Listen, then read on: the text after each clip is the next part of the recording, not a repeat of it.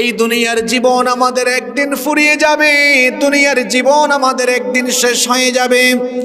দুনিয়ার জীবন আমাদের শেষ হয়ে যাওয়ার পরে গোটা দুনিয়ার হিসাব নিকাশ যার কাছে একদিন দিতে হবে, গলার আওয়াজ বড় করে বলেন তিনি কে? সেই বিচার দিবসে আল্লাহর সামনে আমরা সবাই দাঁড়াবো, এ ব্যাপারে কোনো সন্দেহ? ওই বিচার দিবসের কর্তৃত্ব, বিচার দিবসের ক্ষমতা যার হাতের মুঠায় থাকবে, একটু মহব্বতে সবাই বলেন তো তিনি কি? এই জন্য আমরা যখন কোরআন খুলে প্রথম সূরাটা তিলাওয়াত করি, সেখানেই আমরা বিচার দিবসের মালিকের পরিচয় পেয়ে যাই। আমরা যখন কোরআন খুলে তিলাওয়াত আরম্ভ করি, অথবা নামাজ যখন প্রথম সূরাটা দিয়ে নামাজ আরম্ভ করি, সেখানেও তার পরিচয় আছে। আলহামদুলিল্লাহি রাব্বিল আলামিন আর রহমানির রহিম মালিকি ইয়াউমিদ্দিন। আলহামদুলিল্লাহি রাব্বিল আলামিন, সকল প্রশংসা কার? তার পরিচয় হলো তিনি জগৎ সমূহের রব, জগৎ সমূহের প্রতিপালক। তিনি হলেন রহমান, তিনি হলেন দয়াবান। তার পরিচয় তিনি রহিম, অর্থাৎ তিনি মেহেরবান। আর তার পরিচয় হলো মালিক ইয়াউমিদ্দিন, বিচার দিবসের মালিক যিনি। সবাই বলেন তিনি কি? সেই বিচার দিনে বিচার কিন্তু উল্টা পাল্টা হবে না। আমরা তো মাঝে মাঝে বিচার করতে গিয়ে বিচারের নামে অবিচার করে ফেলি, বিচারের নামে প্রহসন করে ফেলি। এজন্য মাঝে মাঝে দেখা যায় নিরপরাধ মানুষকেও বিচারের নামে অবিচার করে জেলখানায় বন্দি করে রাখা হয়, কিংবা মাঝে মাঝে দেখা যায় নিরপরাধ মানুষকে বিচারের নামে অবিচার করে ফাঁসির কাস্টে ঝুলাইয়া দেওয়া হয়। দুনিয়াতে এই রকম নজির মনে হয় নাই? আমার আপনার বিচারের মধ্যে দুই নাম্বারই থাকতে পারে, অবিচার থাকতে পারে, বেইনসাফি থাকতে পারে, কিন্তু আল্লাহ তাআলার বিচারের মধ্যে কোনো দুই নাম্বারই নাই। আল্লাহ তাআলার বিচারের মধ্যে কোনো বেইনসাফি নাই। বিচারের দিবসে আমার আপনার হাতে কোনো কর্তৃত্ব থাকবে না। এজন্য রব্বুল আলামিন কোরআনুল কারীমের ৮২ নম্বর সূরা সূরাতুল ইনফিতারের ১৭ নম্বর আয়াত থেকে বলছেন, ওয়ামা আদরাকা মা ইয়াউমুদ্দিন সুম্মা মা আদরাকা মা ইয়াউমুদ্দিন। ও আমার হাবিব, আপনি কি জানেন না কি ইয়াউমুদ্দিন, বিচারের দিবস কি? অতঃপর আপনি কি জানেন বিচার দিবস কি? আল্লাহ নিজেই প্রশ্ন করে নিজেই আবার জবাব দিচ্ছেন। আল্লাহ তাআলা বলছেন, ইয়াউমা লা তামলিকু নাফসুন লিনাফসিন শাইআ ওয়াল আমরু ইয়াউমা ইযিল লিল্লাহ। আল্লাহ তাআলা বলছেন সেদিন কোনো মানুষের জন্য কোনো কিছু করতে পারবে না। দুনিয়ায় আমরা একজনের জন্য আরেকজন সুপারিশ করি, একজনের সাহায্যে আরেকজন এগিয়ে যাই, কিন্তু আল্লাহ বলছেন ইয়াউমা লা তামলিকু নাফসুন লিনাফসিন শাইআ। সেদিন একজন মানুষ আর একজন মানুষের কোনো উপকারে আসবে না, কেউ কারো কোনো কাজে লাগবে না। এরপরে আল্লাহ বলছেন ওয়াল আমরু ইয়াউমা ইযিল লিল্লাহ, কর্তৃত্ব, পাওয়ার এবং ক্ষমতা কেবল সেই দিন একজনের কাছে থাকবে, তিনি কে? সেই বিচার দিবস, পরকাল দিবস, কর্মফল দিবস, যে দিবসই বলেন না কেন, এই কিয়ামতের দিবস, বিচার দিবস, প্রতিফল দিবসে আমার আপনার সকল কর্মের ফল আল্লাহ তাআলা বুঝাইয়া দিবেন। এই আয়াতের এই সূরার প্রথম আয়াতে আল্লাহ বলছেন, ও নবী আপনি কি তাদেরকে দেখেন না? পরকালকে যারা মিথ্যা বলে, পরকাল যারা বিশ্বাস করে না, যেই সময়ে এই আয়াত নাজিল হয়েছে, এই সূরা নাজিল হয়েছে, নবী করিম সাল্লাল্লাহু আলাইহি ওয়াসাল্লাম মক্কার কাফির মুশরিকদেরকে যখন পরকালের কথা বলতেন, তারা তখন বিস্মিত হয়ে যেত, হতবাক হয়ে যেত। তারা তাদের ভাষায় কি বলতো, তাদের কথাগুলো রব্বুল আলামিন কোরআনুল কারীমে কোট করে দিলেন। আল্লাহ তাআলা বলছেন কাফিররা পরকাল অবিশ্বাস করে পরকালের ব্যাপারে বলতো। কোরআনুল কারীমের 37 নম্বর সূরা সূরাতুস সাফফাতের 16 নম্বর আয়াত থেকে আল্লাহ বলছেন আইযা মিতনা ওয়া কুন্না তুরাবান ওয়া ইযামান আইন্না লামাবউথুন আও আবাউনাল আউয়ালুন। আল্লাহ তাআলা বলছেন তারা বলতো যখন আমরা মারা যাব, মারা যাওয়ার পরে যখন আমাদের শরীর মাটি এবং হাড্ডিতে পরিণত হবে, অর্থাৎ আমরা মারা যাওয়ার পরে যখন শরীরের অস্থিপিঞ্জর হাড্ডি গুড্ডি সব যখন মাটির সাথে মিলে সব কিছু যখন মাটির সাথে মিশে যাবে, আইন্না লামাবউসুন, তখন কি আমরা আবার পুনরুত্থিত হব? আবার কি আমাদেরকে জিন্দা করা হবে? আও আবাউনাল আউয়ালুন, এমনকি আমাদের পিতৃপুরুষ যারা ছিলেন পূর্বপুরুষদেরকেও কি আবার জিন্দা করা হবে নাকি? তারা বিস্মিত হয়ে যখন নবীজিকে এই কথাগুলো বলতো তখন তাদের জবাবটা কেমন হবে? নবীজিকে জবাবটা শিখায় দিলেন কি? আস্তে বলবেন না, জোরে বলেন কি? আল্লাহ বললেন ও নবী আপনি এই কাফিরদের জবাবটা এই রকম দেন। আল্লাহ শিখায় দিলেন কুল নাআম ওয়া আনতুম দাখিরুন, আপনি বলেন নাম, হ্যাঁ অবশ্যই আল্লাহ তোমাদেরকে এবং তোমাদের পূর্বপুরুষদেরকে জীবিত করবেন। ওয়া আনতুম দাখিরুন, এবং সেদিন তোমরা লাঞ্ছিত হবে, অপদস্থ হবে। আল্লাহ তাআলা তার হাবিবকে জবাব শিখায় দিলেন, বললেন তাদেরকে বলেন কিভাবে এই ঘটনাটা ঘটবে সেটাও বলে দেন। আল্লাহ তার হাবিবকে জানায় দিলেন ফা ইন্নামা হিয়া জাজরাতুন ওয়াহিদা ফাইদা হুম ইয়ানযুরুন, একটা জাজরা হবে, অর্থাৎ একটা কম্পন আরম্ভ হবে, সিংহায় একটা ফুৎকার মারা হবে। একটা সিংহার ফুৎকারের পরে মাথার উপরের আসমান, পায়ের তলার জমিন লন্ড ভন্ড চূর্ণ বিচূর্ণ মেসাকার হয়ে যাবে। সাইয়েদনা ইসরাফিল আলাইহিস সালামকে যখন রব্বুল আলামিন সিংহায় ফু দেওয়ার জন্য হুকুম করবেন, তিনি সিংহায় মোট ফু মারবেন 2 বার। জুড়ে বলেন কয়বার? প্রথমবার তিনি যখন সিংহায় ফু দিবেন আসমান জমিন সমস্ত সৃষ্টি জগৎ লন্ডভন্ড হয়ে যাবে। আকাশের দিকে মাথা উঁচু করে দাঁড়িয়ে থাকা পাহাড়গুলোর অবস্থা কি হবে? আল্লাহ তাআলা বলছেন ইয়াউমা তারজুফুল আরদু ওয়াল জিবালু ওয়া কানাতিল জিবালু কাসীবাম মাহিলা। আল্লাহ তাআলা বলছেন ওই পাহাড়গুলো বালুর মতো উড়ে যাবে। সূরা কারিয়ার মধ্যে আল্লাহ বলেছেন ওয়া তাকুনুল জিবালু কাল ইহনিল মানফুশ, পাহাড়গুলো ধুনা তুলার মতো উড়ে যাবে, সবকিছু শেষ, লন্ড ভন্ড চূর্ণ বিচূর্ণ মেসাকার হয়ে যাবে। এরপরে আল্লাহ বলবেন ইসরাফিল তুমি এবার দ্বিতীয়বার সিংহায় ফু দিয়ে তোমার দায়িত্ব কমপ্লিট করো। দ্বিতীয়বার সিংহায় যখন তিনি ফু দিবেন, সিংহার ফুৎকারের সাথে সাথে কবর থেকে মানুষ উঠে হাসরের ময়দানের দিকে যেতে থাকবে। যার হুকুমে তিনি কে? আল্লাহ তাআলা বলছেন যখন এই কাফিরগুলো অবিশ্বাসী পরকাল অবিশ্বাসী লোকগুলো বিচার দিবসে, কর্মফল দিবসে, প্রতিদান দিবসে হাজির হবে, তখন তারা আফসোস করে বলবে ওয়াকালু ইয়া ওয়াইলানা হাযা ইয়াউমুদ্দিন, আফসোস দুর্ভোগ আমার জন্য, যে বিচারের দিবসকে আমি মিথ্যা মনে করতাম, আজ তো সেই বিচারের দিনে আমি হাজির হয়ে গেলাম।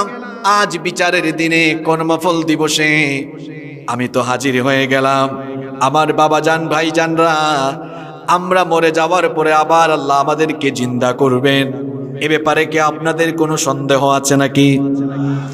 সন্দেহ অবশ্য থাকতেই পারে। আপনারা বলছেন না, যদি সন্দেহ না থাকে তাহলে দুর্নীতি হয় কেন? সন্দেহ না থাকলে নামাজ আমরা ছেড়ে দেই কেন? পরকালে আল্লাহর সামনে আমাকে দাঁড়াতে হবে, বিচার দিবসে বিচারের সম্মুখীন হব, এই বিশ্বাসটা যদি মনে প্রাণে থাকতো তাহলে যুবক ভাইয়েরা হাতের মধ্যে স্মার্টফোন নিয়ে আজে বাজে ভিডিও দেখো কেন? যদি পরকালে আমি বিচারের সম্মুখীন হব এই অনুভূতি আমার অন্তরে থাকতো, আমার বোনদের কাছে প্রশ্ন হলো ব্যাপারটা হয়ে ঘর থেকে বের হন কেন? আল্লাহর সামনে আমাকে বিচারের সম্মুখীন হওয়া লাগবে, এই ভয়টা যদি অন্তরে লালন করেন, তাহলে আপনি সুদ খান কেন, ঘুষ খান কেন? তাহলে আপনি জনপ্রতিনিধির চেয়ারে বসে মানুষের হক মেরে খান কেন? আসলে মুখে মুখে বলে পরকাল আমি বিশ্বাস করি, বিচারের দিবসে আমি বিচারের সম্মুখীন হব, আসলে ওই লোকগুলো অন্তর দিয়ে সেটা বিশ্বাস করে? কোনো মানুষ যদি অন্তর দিয়ে বিশ্বাস করে আমাকে আমার রবের সামনে দাঁড়িয়ে হিসাব দিতে হবে, সে কখনো রবের হুকুম অমান্য করতে পারে না। যেমন কোনো একজন মানুষ যদি চাকরি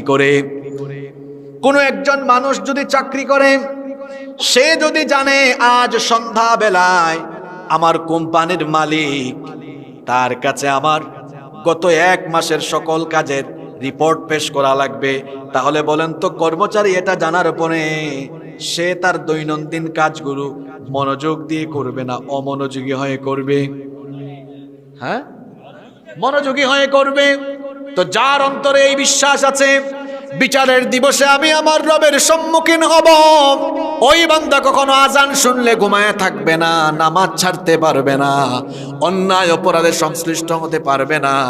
শুনেন শুনেন, এটা ভাবিয়েন না আমি যখন মরে যাব, আমার দেহ যখন কবরে রেখে দেওয়া হবে, কি করে আমি জীবিত হব? পরকাল বিশ্বাসী কাফিরদের মতো যদি আপনার অন্তরেও এমন চিন্তা আসে, তো শুনেন, মরার পরে আল্লাহ আপনাকে কেমনে জিন্দা করবেন? আল্লাহ তাআলা কোরআনুল কারীমের 22 নম্বর সূরা সূরাতুল হজ্জের 5 নম্বর আয়াতে বললেন, ইয়া আইয়ুহান নাসু ইন কুনতুম ফি রাইবিম মিনাল বা'থি ফাইন্না খালাকনাকুম মিন তুরাবিন সুম্মা মিন নুতফাতিন সুম্মা মিন আলাকাতিন সুম্মা মিন মুদগাতিন মুখাল্লাকাতিন ওয়া গায়রা মুখাল্লাকাতিন লিনুবাইয়িনা লাকুম ওয়া নুকিররু ফিল আরহামি মা নাশাউ ইলা আজালিম মুসাম্মা। আল্লাহ তাআলা বলছেন, হে মানুষ, তুমি মৃত্যুর পরে আবার জীবিত হবে এ ব্যাপারে যদি তোমার সন্দেহ থাকে তো শোনো, একটা সময় তো তুমি কিছুই ছিলে না, এখন তোমার নাম আছে, খাতায় লিখলে তোমার ঠিকানাও লেখো, গ্রামের নাম, পোস্ট অফিসের নাম, উপজেলার নাম, জেলার নাম তুমি লিখো। অথচ মানুষ তুমি কি ভুলে গিয়েছ? আল্লাহ মানুষের নামে একটা সূরা দিয়েছেন, সেই সূরার নাম ইনসান। ওই সূরার প্রথম আয়াতে বলেছেন, হাল আতা আলাল ইনসানি হিনুম মিনাদ দাহরি লাম ইয়াকুন শাইআম মাযকুরা। মানুষের জীবনে কি এমন একটা সময় ছিল না যখন সে উল্লেখ করার মতো কিছুই ছিল না, নাম ছিল না, ঠিকানা ছিল না, ঘর বাড়ি কিচ্ছু ছিল না, অস্তিত্ব ছিল না। অস্তিত্বহীনতা থেকে অস্তিত্ব দিলেন, অস্তিত্বহীনতা থেকে অস্তিত্ব দিয়ে সুন্দর করে আপনাকে যিনি বানালেন, সবাই বলেন তিনি কে? কেমনে আল্লাহ বানালেন শোনেন। আল্লাহ বলছেন, মাটি থেকে তোমাদের পয়দা, এরপরে পুরুষের স্পাম আর মহিলাদের অভাব, এই দুটোকে একত্রিত করে মিন নতফাতিন আমশাজ, মিশ্র বীর্য থেকে তোমাকে আমি পয়দা করা আরম্ভ করলাম। 1 ফোঁটা নাপাক পানিকে ফি করারিন মাকিন, তোমার মায়ের জরায়ুর ভেতরে সুরক্ষিত জায়গায় রেখে দিলাম। এরপরে সেই নাপাক পানি ফোঁটাকে জমাট বাঁধা রক্ত বানালাম। এরপরে সেই জমাট বাঁধা রক্তকে গোশতপিণ্ডে পরিণত করলাম। অতঃপর সেই গোশতপিণ্ডকে বড় একটা হাড্ডিতে রূপান্তর করলাম। তারপরে সেই হাড্ডির উপরে গোশতের পোশাক পরিয়ে দিয়ে, তোমার তখনও কোনো স্ট্রাকচার ছিল না, ফেস কাটিং ছিল না, এবার আমি তোমার চক্ষু দিলাম, নাক দিলাম, ঠোঁট দিলাম, কান দিলাম, হাত দিলাম, পা দিলাম, এইরকম সুন্দর একটা স্ট্রাকচার দিয়ে মায়ের পেটে আমাদেরকে যিনি বানালেন তিনি কে? এরপরে আল্লাহ বলছেন ইলা আজালিম মুসাম্মা, নির্দিষ্ট একটা সময় পর্যন্ত তোমার মায়ের গর্ভের ভেতরে আমি তোমাকে রেখে দিলাম। ওই নির্দিষ্ট সময়টা যখন শেষ হয়ে গেল, সুম্মা নুখরিজুকুম তিফলা, ছোট্ট একটা বাচ্চার সাইজে তোমার মায়ের পেটের ভেতর থেকে তোমাকে বের করে এনে আমি তোমাকে দুনিয়ার আলো বাতাস দেখিয়েছি। সুবহানাল্লাহ। এবার আল্লাহ আপনাকে প্রশ্ন করছেন, যেখানে তুমি 1 ফোঁটা স্পাম থেকে, শুক্রাণু থেকে আমি তোমাকে বানালাম, আমি ওই আল্লাহ তুমি যখন মরে যাবে, আলাইসা যালিকা বিকাদিরিন আলা আন ইউহয়িয়াল মাউতা। আল্লাহ প্রশ্ন করছেন, এবার যদি 1 ফোঁটা স্পাম থেকে আমি তোমাকে এত সুন্দর বানাতে পারি, তো তোমার মতো বান্দা মরে গেলে আমি কি তোমাকে আবার জিন্দা করতে পারবো না? এই ফোনটা কি আপনার? একটু নেই। এই যে ফোন আমাদের সবার হাতে আছে না? ওনার ফোনটা নিয়েছি কেন? কারণ আছে। এই ফোনটা নষ্ট হয়ে গেল। আশেপাশে বাজার আছে, বাজারের নাম কি? বড় চাওনা। ফেলে আসছি বাজারটা, বড় চওনা। বুঝেন কথা আমার। বড় চওনা বাজারে ফোন নিয়ে গেলেন, বললেন ভাই আমার মোবাইল সমস্যা করছে, হ্যাং করেছে বা এটা অন হচ্ছে না, কি সমস্যা দেখেন তো।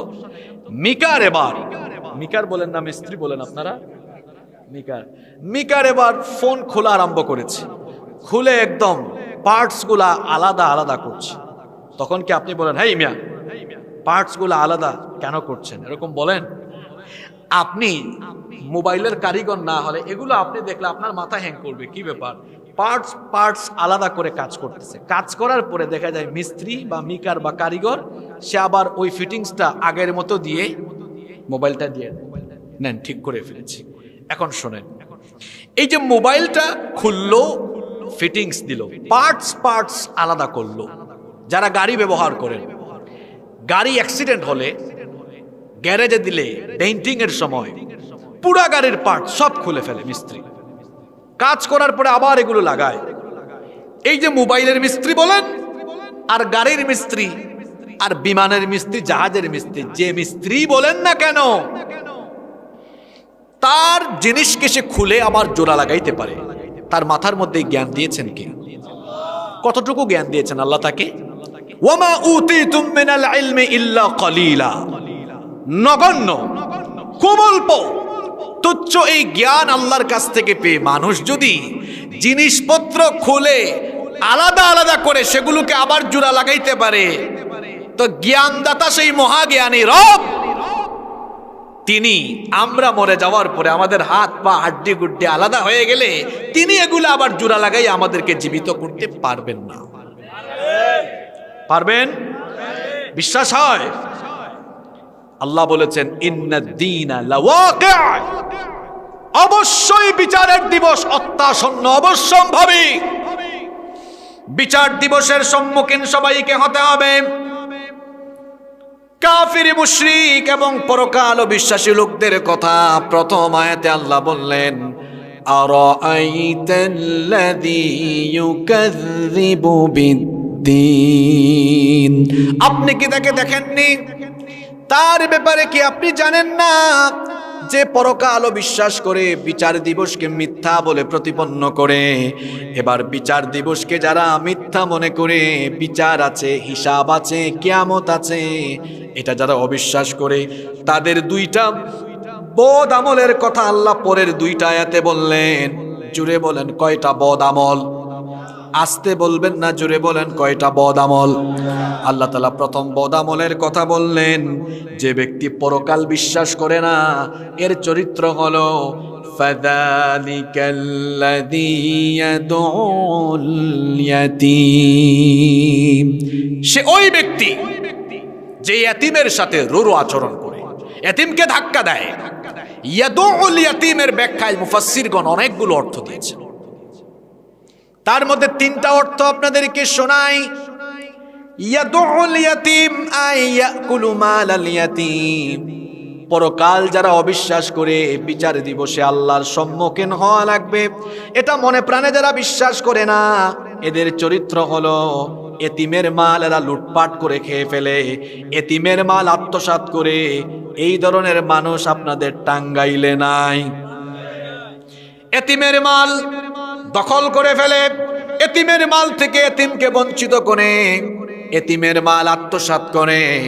ইয়াদুল ইয়াতীমের আরেকটা ব্যাখ্যা হলো, কোন মুফাসসির বলেছেন, এতিম যখন তার কাছে সাহায্য চাইতে যায়, এতিমের কথায় কোনো কর্ণপাত করে না, আর যদি শুনেও তখন সে এতিমকে নিয়ে কটূক্তি করে, তিরস্কার করে। দেখবেন আমাদের সমাজে এরকম বহু মানুষ আছে, এতিম সাহায্য চাইতে আসলে বলে, এই বেটা তুমি আসার টাইম পাও নাই, খুব ব্যস্ত আমি, যাও ওখানে। এরকম কঠোর আচরণ করে কিনা? আবার 3 নম্বর ব্যাখ্যা এসেছে, এতিমের উপর জুলুম করে। সমাজে এরকম বহু পরিবার আছে, যৌথ পরিবার, আহারে বাপ নাই মা নাই, এতিম সন্তান। এখন পরিবারের অন্যান্য সদস্যরা ওই এতিম সন্তানটাকে দিয়ে ঘরের সকল কাজ করায়, ইচ্ছা মতো কাজ করায়, গালিগালাজ করে, মাঝে মাঝে ঝাঁটা পিটা করে। ঝাঁটা বুঝেন তো আপনারা? আল্লাহ বলছেন, আরাআইতাল্লাযী ইউকাযযিবু বিদ্দীন।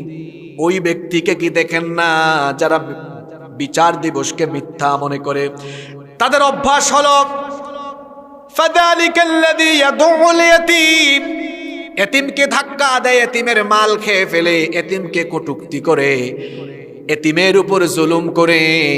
একটা ঘটনা আমার মনে পড়লো, ঘটনাটা কি বলবো? এই আয়াতের সাথে রিলেটেড ঘটনা। এই ঘটনাটা কাজী আবুল হাসান মাওয়ারিদি তার আলামান নবুওয়ার ভেতরে উল্লেখ করেছেন। আবু জাহাল নাম শুনছেন তো আপনারা? মানুষটা খুব আল্লাহওয়ালা ছিল। হ্যাঁ, আবু জাহাল, তার তত্ত্বাবধানে একজন এতিম ছিল। ওই এতিমের মাল আবু জাহাল আত্মসাৎ করেছিল। ওই এতিম ছেলেটি একদিন আবু জাহালের কাছে গেল, গিয়ে বলল, আবু জাহাল, তুমি তো আমার সম্পদগুলো তোমার কাছে রেখে দিয়েছো, পুরা সম্পদ যদি নাও দাও, তুমি তো মক্কার সবচেয়ে বড় নেতা, আমি জানি তোমার সাথে আমি পারবো না, কিন্তু আমি তো এতিম মানুষ, আমার উপর একটু দয়া করো, আমার সম্পদ যদি পুরাটা নাও দাও, কিছু আমাকে দাও। আবু জাহাল কর্ণপাত করল না, দূর দূর করে এতিমকে তাড়িয়ে দিল। কুরাইশ কিছু কাফির এই চিত্র দেখলো। দেখবেন আমাদের সমাজে কিছু মানুষ আছে, ভেজাল দেখলে ভেজালটা সমাধান করে দেয় না, বরং ভেজালের উপর গিয়ে আরো ভেজাল লাগায়। অবশ্যই এই ধরনের মানুষ আপনাদের সখীপুরে নাই? কিছু কুরাইশ কাফের এই চিত্র দেখলো, দেখার পরে তারা এতিম ছেলেটাকে তাদের কাছে ডাক নিয়ে নিল, নিয়ে বলল, শোনো, তুমি এক কাজ করো, তুমি মুহাম্মদ, সবাই পড়েন সাল্লাল্লাহু আলাইহি ওয়াসাল্লামের কাছে যাও, গিয়ে তুমি আবু জাহালের বিরুদ্ধে নালিশ করো। ওই কাফেররা চেয়েছিল এমনিতেই নবীজি আর আবু জাহালের মাঝে ভেজাল আছে, আর একটু ভেজাল লাগুক। আগুনের মধ্যে পানি নয়, আগুনের মধ্যে তারা আরো কেরোসিন ঢাললো। এতিম ছেলেটা এবার নবীজির কাছে গেল। নবীজির কাছে গিয়ে যখন এই ঘটনা বলল, নবীজি বসা ছিলেন, দাঁড়িয়ে গেলেন, কারণ এতিমের কষ্ট এতিমই বুঝবে। আমার নবীও তো এতিম ছিলেন, এজন্য আল্লাহ সূরা দুহার মধ্যে বলেছেন, আলাম ইয়াজিদকা ইয়াতীমান ফাআওয়া। ও নবী, আমি কি আপনাকে এতিম অবস্থায় পাইনি? এরপরে আমি কি আপনাকে আশ্রয় দেইনি? আপনার তো জন্মের আগেই আপনি বাবাকে হারিয়েছেন, বাপ হারা এতিম হয়ে দুনিয়াতে এসেছেন। এরপরে আমি আপনাকে আমার কুদরতি ব্যবস্থাপনায় হালিমাতুস সাদিয়ার ঘরে পাঠিয়েছি, সেখান থেকে আবার আপনার মায়ের ঘরে এনেছি। মা মারা যাওয়ার পরে আপনার দাদায় আশ্রয় দিয়েছি, দাদা মারা যাওয়ার পরে চাচার আশ্রয় দিয়েছি। এই রকম করে আপনাকে এতিম অবস্থায় পেয়ে আমি আশ্রয় দিয়েছি। আশ্রয় যিনি দিয়েছেন তিনি কে? সেই নবীকে আল্লাহ হুকুম করলেন, যেহেতু আপনি এতিম হয়ে এসেছেন, ফাআম্মাল ইয়াতীমা ফালা তাকহার, এতিমের সাথে রূঢ় আচরণ করবেন না, এতিমকে ধাক্কা দিবেন না, অসুন্দর আচরণ করবেন না। তো এতিম, এই বাচ্চাটা যখন নবীজির কাছে সেই নালিশ করলো, নবীজি এতিমের হাত ধরলেন, বললেন, আমি তোমার এই সমস্যার সমাধান করে দিব। ওই ছেলেটাকে নিয়ে নবীজি আবু জাহালের কাছে গেলেন। আবু জাহাল নবীজিকে দেখে সেদিন সুন্দর করে অভ্যর্থনা জানালো, সুন্দর করে রিসিভ করলো। আবু জাহাল বলল, আপনি কেন এসেছেন? নবীজি বললেন, তুমি এই ছেলেটার ধন সম্পদগুলো কেন তোমার কাছে রেখে দিয়েছো? তার সম্পদ তারে ফিরাইয়া দাও। যে সকল কুরাইশ কাফেররা ভেজাল লাগাতে চেয়েছিল তারা আবার উৎসুক হয়ে দৃশ্য দেখতেছে। তারা ভাবতেছে এখন আর একটা মারামারি লাগবে, কিন্তু দেখলো ঘটনা উল্টা। নবীজি যখন আবু জাহালকে বললেন এতিমের সম্পদ এতিমকে ফিরাইয়া দাও, তখন আবু জাহাল তার সম্পদ এতিম ছেলেটার সম্পদ এতিম ছেলেটাকে দিয়ে দিল। নবীজি চলে গেলেন। যাওয়ার পরে কুরাইশ কাফেররা এসে আবু জাহালকে ধরলো, বলল, নেতাজি আপনি কি এখন মুহাম্মদ সাল্লাল্লাহু আলাইহি ওয়াসাল্লামের দ্বীন কবুল করে ফেলেছেন নাকি? আবু জাহাল বলল, না। অন্যান্য নেতারা বলল, যদি দ্বীন কবুল না করেন তো তিনি বলার সঙ্গে সঙ্গে এতিম ছেলেটার সম্পদ আপনি তারে ফিরাইয়া দিলেন কেন? আবু জাহাল কয়, জান বাঁচানোর জন্য কামটা করছি। তারা বলল, বুঝলাম না, কেমনে জান বাঁচানোর জন্য করেছেন? আবু জাহাল তখন বলল, যখন মুহাম্মদ ছেলেটাকে হাত ধরে নিয়ে আমার দিকে এগিয়ে আসতেছিল, আমি দেখলাম মুহাম্মাদের ডান দিকে একটা তলোয়ার, বাম দিকে একটা তলোয়ার আমার দিকে তাক করে আছে। মনে মনে ভাবলাম, যদি ওই তলোয়ারগুলো আমার শরীরে বিদ্ধ হয়ে যায়, এই ভয়ে আমি মুহাম্মদকে দেখে ওই এতিম ছেলেটার সম্পদ তার কাছে ফিরাইয়া দিয়েছি। নবীজির চারিত্রিক প্রভাব গিয়ে কাফিরদের উপরেও পড়ত। সুবহানাল্লাহ বলেন। আর আমাদের চারিত্রিক প্রভাব কারো উপরে পড়ে না, কারণ আমরা মিথ্যা বলি, চুরি করি, ডাকাতি করি, আমাদের মধ্যে বদামলে ভরা। এজন্য আমাদের চারিত্রিক প্রভাব সমাজের উপর পড়ে না, ঠিক কিনা বলেন? তাহলে এই ঘটনাটা কেন বললাম শোনেন। যেই সময়ে এই সূরা নাজিল হয়েছে, এই আয়াত নাজিল হয়েছে, ওই সময়ের ঘটনা বললাম। ঘটনাটা এই কারণে বললাম, তাহলে বোঝা গেল যেই সময়ে এই সূরা বা আয়াত নাজিল হয়েছে ওই সময়ের নেতা নামক খেতারা এতিমের সম্পদ আত্মসাৎ করত। এখনো আমাদের সমাজে অনেকের ঘরে অনেকের সমাজে এতিমের মাল মেরে খায়, এতিমের মাল অন্যায়ভাবে ভক্ষণ করে, এতিমের উপর জুলুম করে। এতিমের উপর যারা জুলুম করে, এতিমের মাল ভক্ষণ করে, আল্লাহ তাআলা তাদের ব্যাপারে বলছেন, ইন্নাল্লাযীনা يأكلون أموال اليتامى ظلما إنما يأكلون في بطونهم نارا وسيصلون سعيرا। আল্লাহ তাআলা বলছেন, নিশ্চয়ই যারা অন্যায়ভাবে এতিমের মাল ভক্ষণ করে তারা তাদের পেটের মধ্যে জাহান্নামের আগুন ঢুকায়। ভালো করে শুনেন, এতিমের মাল ভক্ষণ করে যারা পরকালের অবিশ্বাসী, তারা কাফির মুনাফিক তারা, আর এতিমের সম্পদ এতিমকে ফিরাইয়া দেয় যারা, মুমিন হলো তারা। মুমিনের কাজ হলো এতিমের সম্পদ ফিরাইয়া দেওয়া, কিংবা এতিমের সম্পদ এতিম যেন পায় সে ব্যাপারে সহযোগিতা করা। একটা সুন্দর ঘটনা সূরা কাহাফ থেকে আমার মনে পড়লো। আমি কি বলবো? কষ্ট হচ্ছে আপনাদের? খুব সুন্দর এবং শিক্ষণীয় ঘটনা।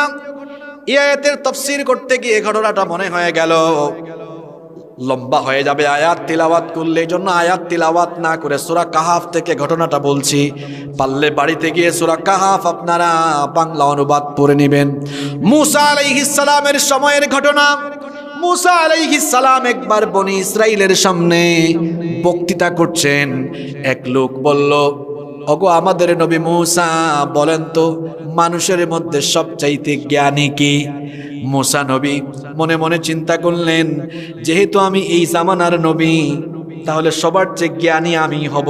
তিনি উত্তর দিলেন, মানুষের মধ্যে সবচাইতে জ্ঞানী হচ্ছি আমি। আল্লাহর কাছে এই জবাবটা পছন্দ হলো না। মূসা নবী যদি উত্তর দিতেন আল্লাহ ভালো জানেন, তাহলে সেটা বিনয়ের বহিঃপ্রকাশ হতো। মূসা নবী বললেন, আমি মানুষের মধ্যে সবচাইতে বেশি জ্ঞানী। আল্লাহ তাআলা মূসা নবীকে বললেন, ও নবী মূসা, তুমি সবচাইতে জ্ঞানী নও, তোমার চাইতেও জ্ঞানী বান্দা আমার জমিনে আছে। মূসা নবী বললেন, কে তিনি? আল্লাহ তাআলা তখন বললেন, দুই সাগরের সংযোগস্থলে আমার এক বান্দা আছে, হাদিসে তার নাম এসেছে খাদির। আমাদের দেশে অনেকেই তার নাম বলে খিজির, কিন্তু হাদিসে তার নাম এসেছে খাদির। খ জবর খ দজির দুই র জবর র সুকুন করে পড়ছি তো খদির। খদির ইয়ানি কি? খদির মানে হচ্ছে সবুজ। মুহাদ্দিসিনে কিরাম বলেছেন খদির আলাইহিস সালাম যেখানেই বসতেন ওই জায়গাটাতে এত বরকত নেমে আসতো, ওই জায়গায় সবুজ সবুজ ঘাস জন্মে যেত। সুবহানাল্লাহ। আল্লাহ বললেন মুসা তোমার চাইতেও আরো জ্ঞানী এক বান্দা আছে, তার নাম হচ্ছে খদির। মুসা নবী বললেন আমি তার সাথে দেখা করে তার কাছ থেকে জ্ঞান লাভ করতে চাই, তাকে আমি কোথায় গেলে পাবো? শুনতেছেন তো আপনারা? আল্লাহ তাআলা বললেন দুই সাগরের সংযোগস্থল, ওখানে চলে যাও। যাওয়ার সময় একটা থলে নাও, থলের মধ্যে একটা মাছ নাও। মুসা নবী এবার থলে, বুঝেন তো আপনারা, ব্যাগ আর কি, থলের মধ্যে একটা মাছ নিলেন আর তিনি তার খাদেম ইউশা বিন নুন আলাইহিস সালামকে সাথে নিয়ে দুই সাগরের সংযোগস্থলের দিকে রওনা আরম্ভ করলেন। আল্লাহ তাআলা বললেন মুসা শোনো, যেখানে যাওয়ার পরে তোমার থলের এই মাছ বের হয়ে নিরুদ্দেশ হয়ে যাবে, হারিয়ে যাবে, ওই জায়গায় তুমি আমার বান্দা খাদিরের দেখা পাবে। মুসা আলাইহিস সালাম তার খাদেম ইউশা বিন নুন আলাইহিস সালামকে নিয়ে পথ চলতে চলতে চলতে চলতে ক্লান্ত হয়ে গেলেন। সাগরের তীরে এক জায়গায় পাথরের উপর মাথা দিয়ে মুসা আলাইহিস সালাম আরাম ফরমাচ্ছিলেন। হঠাৎ করে তার ঘুম চলে আসলো। ইউশা বিন নুন আলাইহিস সালাম মুসা নবীর পাশে ছিলেন। হঠাৎ করে লক্ষ্য করলেন থলের ভেতর থেকে মাছ উঠলেন। ওই মাছ যে পানি দিয়ে যাচ্ছিল ওই পানির স্রোত ধারা বন্ধ হয়ে যাচ্ছিল। সুবহানাল্লাহ। একটা টানেল তৈরি হয়ে যাচ্ছিল, সুড়ঙ্গ হয়ে যাচ্ছিল। মুসা নবী ঘুম থেকে উঠলেন, কিন্তু ইউশা বিন নুন আলাইহিস সালামকে শয়তান এই ঘটনা ভুলাইয়া দিল।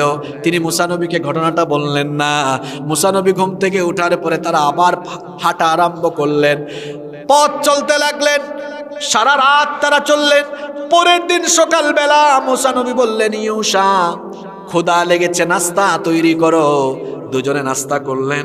নাস্তা করার পরে ইউশা বিন নুন আলাইহিস সালামের মনে হলো গতকালের ঘটনা। তিনি বললেন নবী মুসা আপনাকে তো একটা ঘটনা বলতে আমি ভুলে গিয়েছি, শয়তান আমাকে ভুলিয়ে দিয়েছে। তিনি বললেন কি ঘটনা? তিনি বললেন গতকাল যেই পাথরের উপর মাথা দিয়ে আপনি ঘুমিয়েছিলেন, আপনি ঘুমন্ত থাকা অবস্থায় থলের থেকে মাছ বের হয়ে গিয়েছে। মুসা নবী বললেন কি বলো? এটা তুমি আমাকে আগে কেন জানালে না? কারণ আমাদের ডেস্টিনেশন ছিল সেই জায়গা যেখানে থলে থেকে মাছ বের হয়ে যাবে। তিনি বললেন দেরি করে ফেলেছো, চলো আবার পেছন ফিরে যাই। পেছন যেতে যেতে যেতে যেতে ওই জায়গায় গেলেন। ওই জায়গায় গিয়ে দেখলেন একজন লোক চাদর আবৃত অবস্থায় শুয়ে আছেন। মুসা নবী গিয়ে সালাম দিলেন। তিনি জবাব দিলেন, জিজ্ঞেস করলেন আপনি কে? মুসা নবী বললেন আনা মুসা, আমি হচ্ছি মুসা। খদির আলাইহিস সালাম বললেন আপনি কি বনি ইসরাইলের মুসা? মুসা আলাইহিস সালাম বললেন হ্যাঁ আমি বনি ইসরাইলের মুসা। খদির আলাইহিস সালাম বললেন আপনি এখানে কেন এসেছেন? মুসা নবী বললেন আল্লাহ তাআলা আমাকে পাঠিয়েছেন, তিনি বলেছেন আপনি নাকি অনেক জ্ঞানী মানুষ, আপনার থেকে জ্ঞান আহরণের জন্য আমি এখানে এসেছি। আমি আপনার সোহবত নিতে চাই, আমি আপনার সাহচর্য লাভ করতে চাই, আপনার সাথে থাকতে চাই। খদির আলাইহিস সালাম বললেন আমার সাথে থাকতে হলে শর্ত আছে। কি আছে? মুসা নবী বললেন কি শর্ত? খদির আলাইহিস সালাম বললেন আপনি আমার সাথে থাকলে আমাকে কোনো প্রশ্ন করতে পারবেন না যতক্ষণ না আমি নিজে থেকে কোনো কথা আপনাকে জানাই। মুসা নবী বললেন ঠিক আছে, আমি রাজি হয়ে গেলাম। মুসা নবী এবার খদির আলাইহিস সালামের সাথে সাগরের তীর ধরে হাঁটা আরম্ভ করলেন। কিছু দূর যেতে না যেতেই একটা নৌকা সাগরের তীর ঘেঁষে যাচ্ছিল। তারা খদির আলাইহিস সালামকে লক্ষ্য করে বলল কোথায় যাবেন? নৌকায় উঠেন, আমরা আপনাকে পৌঁছে দিব। তারা নৌকায় উঠলেন। নৌকায় ওঠার পরে একটা পাখি নৌকার উপরে বসলো। ওই পাখি তার ঠোঁট দিয়ে সাগর থেকে কিছু পানি ঠোঁট দিয়ে পান করলো। খদির আলাইহিস সালাম মুসা নবীকে বললেন দেখো এই যে পাখি বিশাল সাগর থেকে তার ঠোঁট দিয়ে অল্প কিছু পানি পান করলো, এই কারণে কি সাগরের সব পানি শেষ হয়ে গেছে নাকি? শেষ হয়ে গেছে?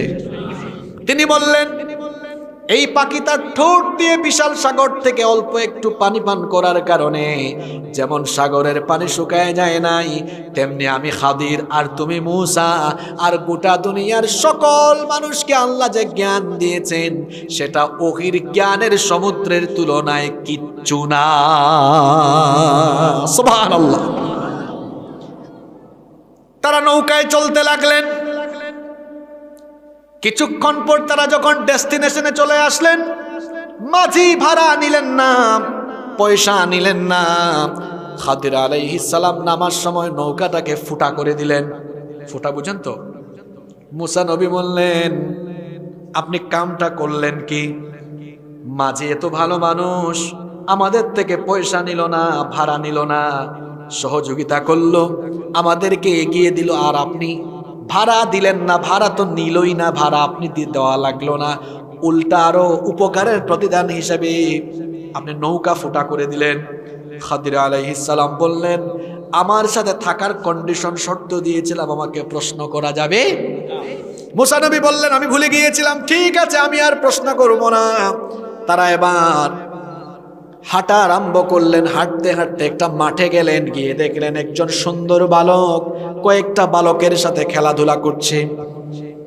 খাদির আলাইহিস সালাম সুন্দর ওই বালকটিকে ডেকে এনে তার শরীর থেকে গর্দান আলাদা করে দিলেন, হত্যা করে ফেললেন। মুসা নবী বললেন, আপনি কাজটা কি করলেন?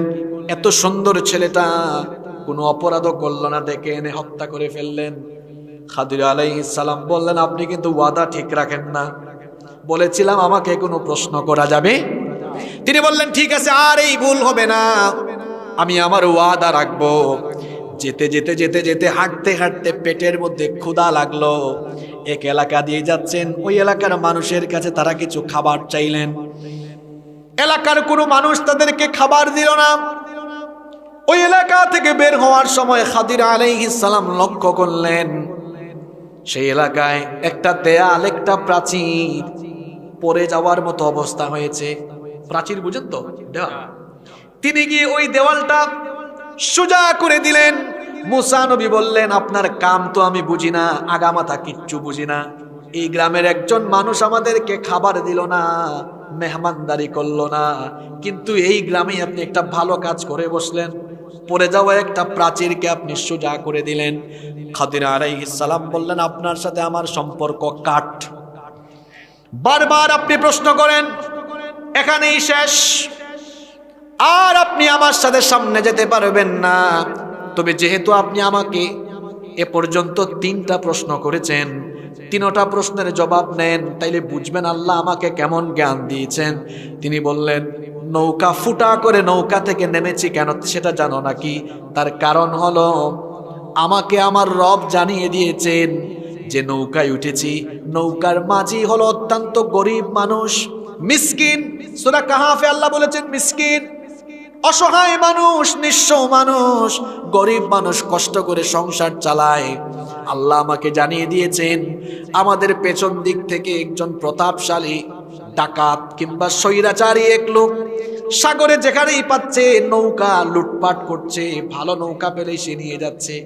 আল্লাহ জানিয়ে দিয়েছেন এই নৌকাটাকে আমি যেন একটু ত্রুটিযুক্ত করে দেই, তাহলে ওই জালেম ব্যক্তি এই ত্রুটিযুক্ত নৌকা আর লুটপাট করবে। তাহলে কাজটা ভালো হইল না খারাপ হইল? এরপরে আমি একটা সুন্দর ছেলেকে কেন হত্যা করেছি শোনো। তার মা বাবা দুজন অত্যন্ত নেককার, অত্যন্ত ভালো মানুষ, কিন্তু আল্লাহ আমাকে জানিয়েছেন এই ছেলেটা বড় হয়ে কুফরি করবে, সীমা লঙ্ঘন করবে। আল্লাহর আদেশে আমি তাকে হত্যা করেছি যাতে করে সে তার মা বাবার জন্য কষ্টের কারণ না হয়। আর তার মা বাবাকে আল্লাহ জানিয়েছেন আরো সন্তান দিবেন, এই জন্য তার মা বাবার কষ্ট লাঘবের জন্য আল্লাহর হুকুমে আমি তাকে হত্যা করেছি। 3 নম্বরে আমি যে একটা প্রাচীর সোজা করে দিয়েছিলাম, যেটা বলার জন্য লম্বা ঘটনাটা টান দিয়েছিলাম, তিনি বললেন এই প্রাচীরের নিচে কিছু গুপ্তধন লুকানো ছিল, আর এই জায়গার মালিক হলো 2টা এতিম সন্তান। কয়টা? আসতে বলবেন না, জুড়ে বলেন কয়টা? ওই এতিম ছেলের মা বাবা বড় সৎকর্ম পরায়ণ ছিল। এতিম ছেলেগুলো অসহায়, তারা জানে না তাদের মা বাবার রেখে যাওয়া কিছু সম্পদ এই প্রাচীরের নিচে আছে।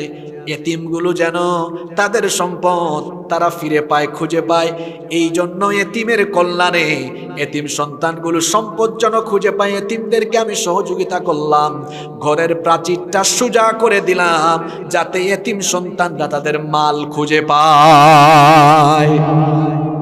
খাদির আলাইহিস সালামের জায়গায় আমরা হলে উল্টা আরো লুটপাট করতাম। কইতাম সুযোগ পাইছি, এখন একটু লুটপাট করি। ঘটনাটা এই জন্য বললাম, এতিমের সম্পদ এতিমকে ফিরাইয়া দেওয়া এটা খাদিরের স্বভাব, এটা হলো মুমিন ব্যক্তির স্বভাব, এটা হলো আল্লাহওয়ালা ব্যক্তির স্বভাব, ঠিক কিনা? আর এতিমের সম্পদ মেরে খাওয়া এটা হলো কাফিরের স্বভাব, এটা হলো পরকাল বিশ্বাসী লোকদের স্বভাব। এজন্য আল্লাহ বলেছেন, আরাআইতাল্লাযী ইউকাযযিবু বিদ্দীন ফাযালিকাল্লাযী ইয়াদউল ইয়াতীম। তাকে কি আপনি দেখেননি যে বিচার দিবসকে মিথ্যা মনে করে তার স্বভাব হলো এতিমের সম্পদ মেরে খায়? নবীজি বলেছেন, সাবধান, এতিমের সাথে রোরো আচরণ করো না, দুর্ব্যবহার করো না, কারণ আমি নিজেই এতিম। এতিমের প্রতি রুরতা দেখায়ও না, এতিমকে সম্মান করো, ভালোবাসো, স্নেহ করো। নবীজি বলেছেন, আনা ওয়া কাফিলুল ইয়াতীমি ফিল জান্নাতি হাকাযা ওয়া দাম্মাস সাব্বাবাতি ওয়াল মুসনা। এই দুই আঙ্গুল একত্রিত করে নবীজি সাহাবীদেরকে বললেন, যে ব্যক্তি এতিমের দেখাশোনা করবে, এতিম লালন পালন করবে, ভালোবাসবে, আমি আর এতিমের অভিভাবক ওই ব্যক্তি কিয়ামতের দিন এইভাবে এক জান্নাতে একসাথে থাকবো। সুবহানাল্লাহ, বাড়ি গিয়ে বলেন আপনারা। তাহলে এতিমকে কি গলা ধাক্কা দিবেন নাকি ভালোবাসবেন? এরপরে পরকাল বিশ্বাসী লোকদের 2 নম্বর চরিত্র পরের আয়াতে আল্লাহ বললেন, ওয়ালা ইয়াহুদ্দু আলা তাআমিল মিসকিন। মিসকিনদেরকে খাদ্য দানে এরা উৎসাহিত হয়। পরকাল বিশ্বাসী লোকদের এই 2টা স্বভাব আল্লাহ বললেন। আপনাদের কি কষ্ট হচ্ছে? এরপরে পরবর্তী 4টা আয়াতে আল্লাহ মুনাফিকদের কথা বললেন। আল্লাহ তাআলা মুনাফিক মার্কা লোকদের 3টা বদ আমলের কথা বললেন। জোরে বলেন কয়টা? মনে রাখবেন, মুনাফিক কিন্তু আমাদের মাঝে কি? মুনাফিকের টুপি আছে, মুখে দাড়িও আছে, সুন্দর সুন্দর পাঞ্জাবি পরে, লম্বা লম্বা জুব্বা পরে, আবার সুযোগ পাইলে তলে তলে ইসলাম জবাই করে। মুনাফিকের কপালে লেখা নাই আমি মুনাফিক এই এলাকা, পিঠের মধ্যে সাইনবোর্ড নাই যে আমি টাঙ্গাইলের সেরা মুনাফিক, লেখা আছে? তাহলে মুনাফিক চিনতে হবে তার কাজ দিয়ে। এই সূরার শেষের 4টা আয়াতে মুনাফিকের 3টা খাসলত বলা আছে। এখন যদি কথাগুলো বলি আপনারা কি রাগ করবেন? এখন যিনি উঠবেন মানুষ ভাববে মনে হয় এটা তার সাথে কমন পড়ছে, উঠাউটির টাইম চলে গেছে, আপনারা আর 15 মিনিট থাকতে পারবেন না। এবার মূল ওয়াজ শুনেন। আল্লাহ বলছেন, ফাওয়াইলুল লিল মুসাল্লিন, নামাজীদের জন্য ধ্বংস, নামাজীদের জন্য ওয়াইল। বলেন তো, নামাজ আদায় করলে মানুষ ধ্বংস হয় নাকি সফল হয়? কিন্তু আল্লাহ বললেন ধ্বংস নামাজীদের জন্য। তার মানে কিছু নামাজিরা নামাজ আদায় করেও জাহান্নামে যাবে। কারা যাবে সেটা পরের আয়াতে কোরআনের 1 আয়াত অন্য আয়াতের তাফসীর করে কারা যাবে সেটা আমরা বলবো। তবে এখানে আরেকটা ব্যাখ্যা বলি। এখানে বলা হয়েছে মুসল্লিদের জন্য ওয়াইল। ওয়াইল হচ্ছে জাহান্নামের একটা শক্তিশালী ঘাঁটি। রাইসুল মুফাসসিরিন আব্দুল্লাহ ইবনে আব্বাস রাদিয়াল্লাহু আনহুমা তিনি তার তাফসীরের মধ্যে লিখেছেন, ওয়াইল হলো জাহান্নামের একটা শক্তিশালী ঘাঁটি। এই ওয়াইল নামক জাহান্নামক শক্তিশালী এই ঘাটির আগুনের তেজ, আগুনের উত্তাপ এত বেশি, জাহান্নামের অন্যান্য আগুন এই ওয়াইল নামক আগুনের উত্তাপ থেকে প্রত্যেক দিন আল্লাহর কাছে 400 বার আশ্রয় প্রার্থনা করে। আল্লাহু আকবার! কতবার? তাহলে ভয়ানক কম না বেশি? জোরে বলেন, কম না বেশি? ধ্বংস নামাজীদের জন্য। এবার আসেন কোন সব নামাজি? পরের আয়াতে আল্লাহ বলছেন, আল্লাযীনা হুম আন সালাতিহিম সাহুন, যারা তাদের নামাজের ব্যাপারে উদাসীন। আনাস ইবনে মালিক রাদিয়াল্লাহু আনহু তিনি বলছেন, আল্লাহ তাআলা যদি এখানে আল্লাযীনা হুম আন সালাতিহিম না বলে আল্লাযীনা হুম ফি সালাতিহিম সাহুন বলতেন, তাহলে আমরা সবাই ধ্বংস হয়ে যেতাম। কারণ নামাজে অনিচ্ছাকৃত ভুল আমাদের হয় কি হয় না। দাঁড়ানো দরকার, ভুলে বসে গেছে। বসা দরকার, ভুলে দাঁড়িয়ে গেছে। এরপরে নামাজ শেষে নামাজটা ঠিক করার জন্য সাজদা দেয়। সাজদার নাম কি? এই সুহু সাজদা থেকে সাহা ইয়াসুহু থেকে সাহুন। আল্লাযীনা হুম আন সালাতিহিম, যদি আল্লাহ ফি সালাতিহিম বলতেন তাহলে অর্থ হয়ে যেত নামাজে যে অনিচ্ছাকৃত ভুল করো ওই নামাজীদের জন্য ইন্না লিল্লাহি ওয়া ইন্না ইলাইহি। আল্লাহ ফি বলেন নাই। কোরআনের বাচন ভঙ্গি কত সুন্দর। আল্লাহ বলেছেন আন সালাতিহিম সাহুন। এই কথা বললে আল্লাহ আমাদের মতো যারা অনিচ্ছাকৃত ভুল করি আমাদেরকে আল্লাহ ধ্বংস থেকে বাঁচাইয়া দিয়েছেন। সুবহানাল্লাহ কইতে ইচ্ছা করে না।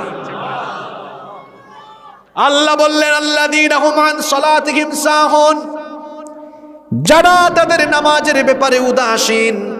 এখন নামাজের ব্যাপারে উদাসীন কারা?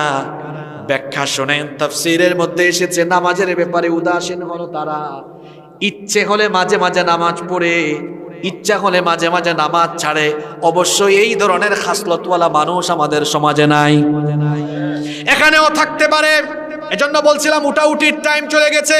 এখন উঠলেই মানুষ ভাববে বুঝছি হে মাঝে মাঝে নামাজ পড়ে মাঝে মাঝে নামাজ ছাড়ে, মাঝে মাঝে নামাজ পড়া মাঝে মাঝে নামাজ ছাড়া এটা মুমিনের স্বভাব না মুনাফিকের স্বভাব।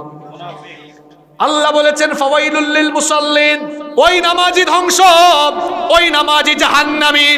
কোন নামাজি জাহান্নামী?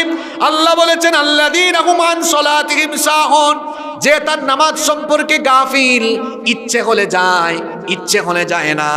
আমার দেশে তো নামাজে মোট 5 রকমের পাওয়া যায়। জুড়ে বলেন কয় রকম? নাম্বার 1 সাপ্তাহিক নামাজি, গোটা সপ্তাহে যায় না, জুমার দিনে নামাজ আদায় আছে না নাই? এরকম সাপ্তাহিক নামাজি কি আপনাদের এলাকায় আছে নাকি? 2 নাম্বার মাসিক নামাজি, সারা বছর নামাজের খোঁজ নাই, রমজান মাস আসলে দেখা যায় রমজান মাসে খুব বেশি নামাজি হয়ে যায়, নামাজ ছাড়ে না। খুব ভালো কথা, আপনি রমজান মাসে নামাজ পড়ছেন, কিন্তু আমার ভাই নামাজ কি শুধু রমজান মাসের জন্য নাকি সারা জীবনের জন্য? শুধু যারা রমজানে নামাজি যায় তারা মাসিক নামাজি। 3 নাম্বার হচ্ছে বার্ষিক নামাজি, 2 ঈদ ছাড়া তাদেরকে নামাজে দেখা যায় না। আমি জানি না আপনাদের এলাকায় বার্ষিক নামাজি আছে নাকি?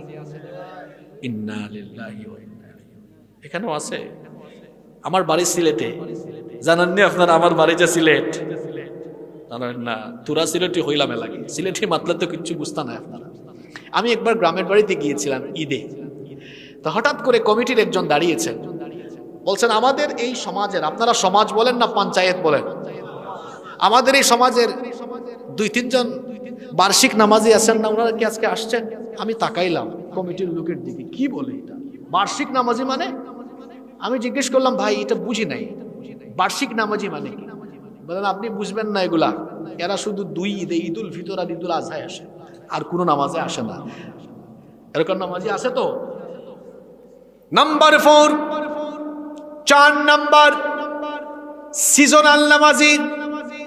সিজনে সিজনে দেখা যায় লাইলাতুন নিসফে মিন শাবান, মধ্য শাবানের রাত, যেটাকে আমাদের দেশে আমরা অনেকে বলি শবে বরাত, লাইলাতুল কদর।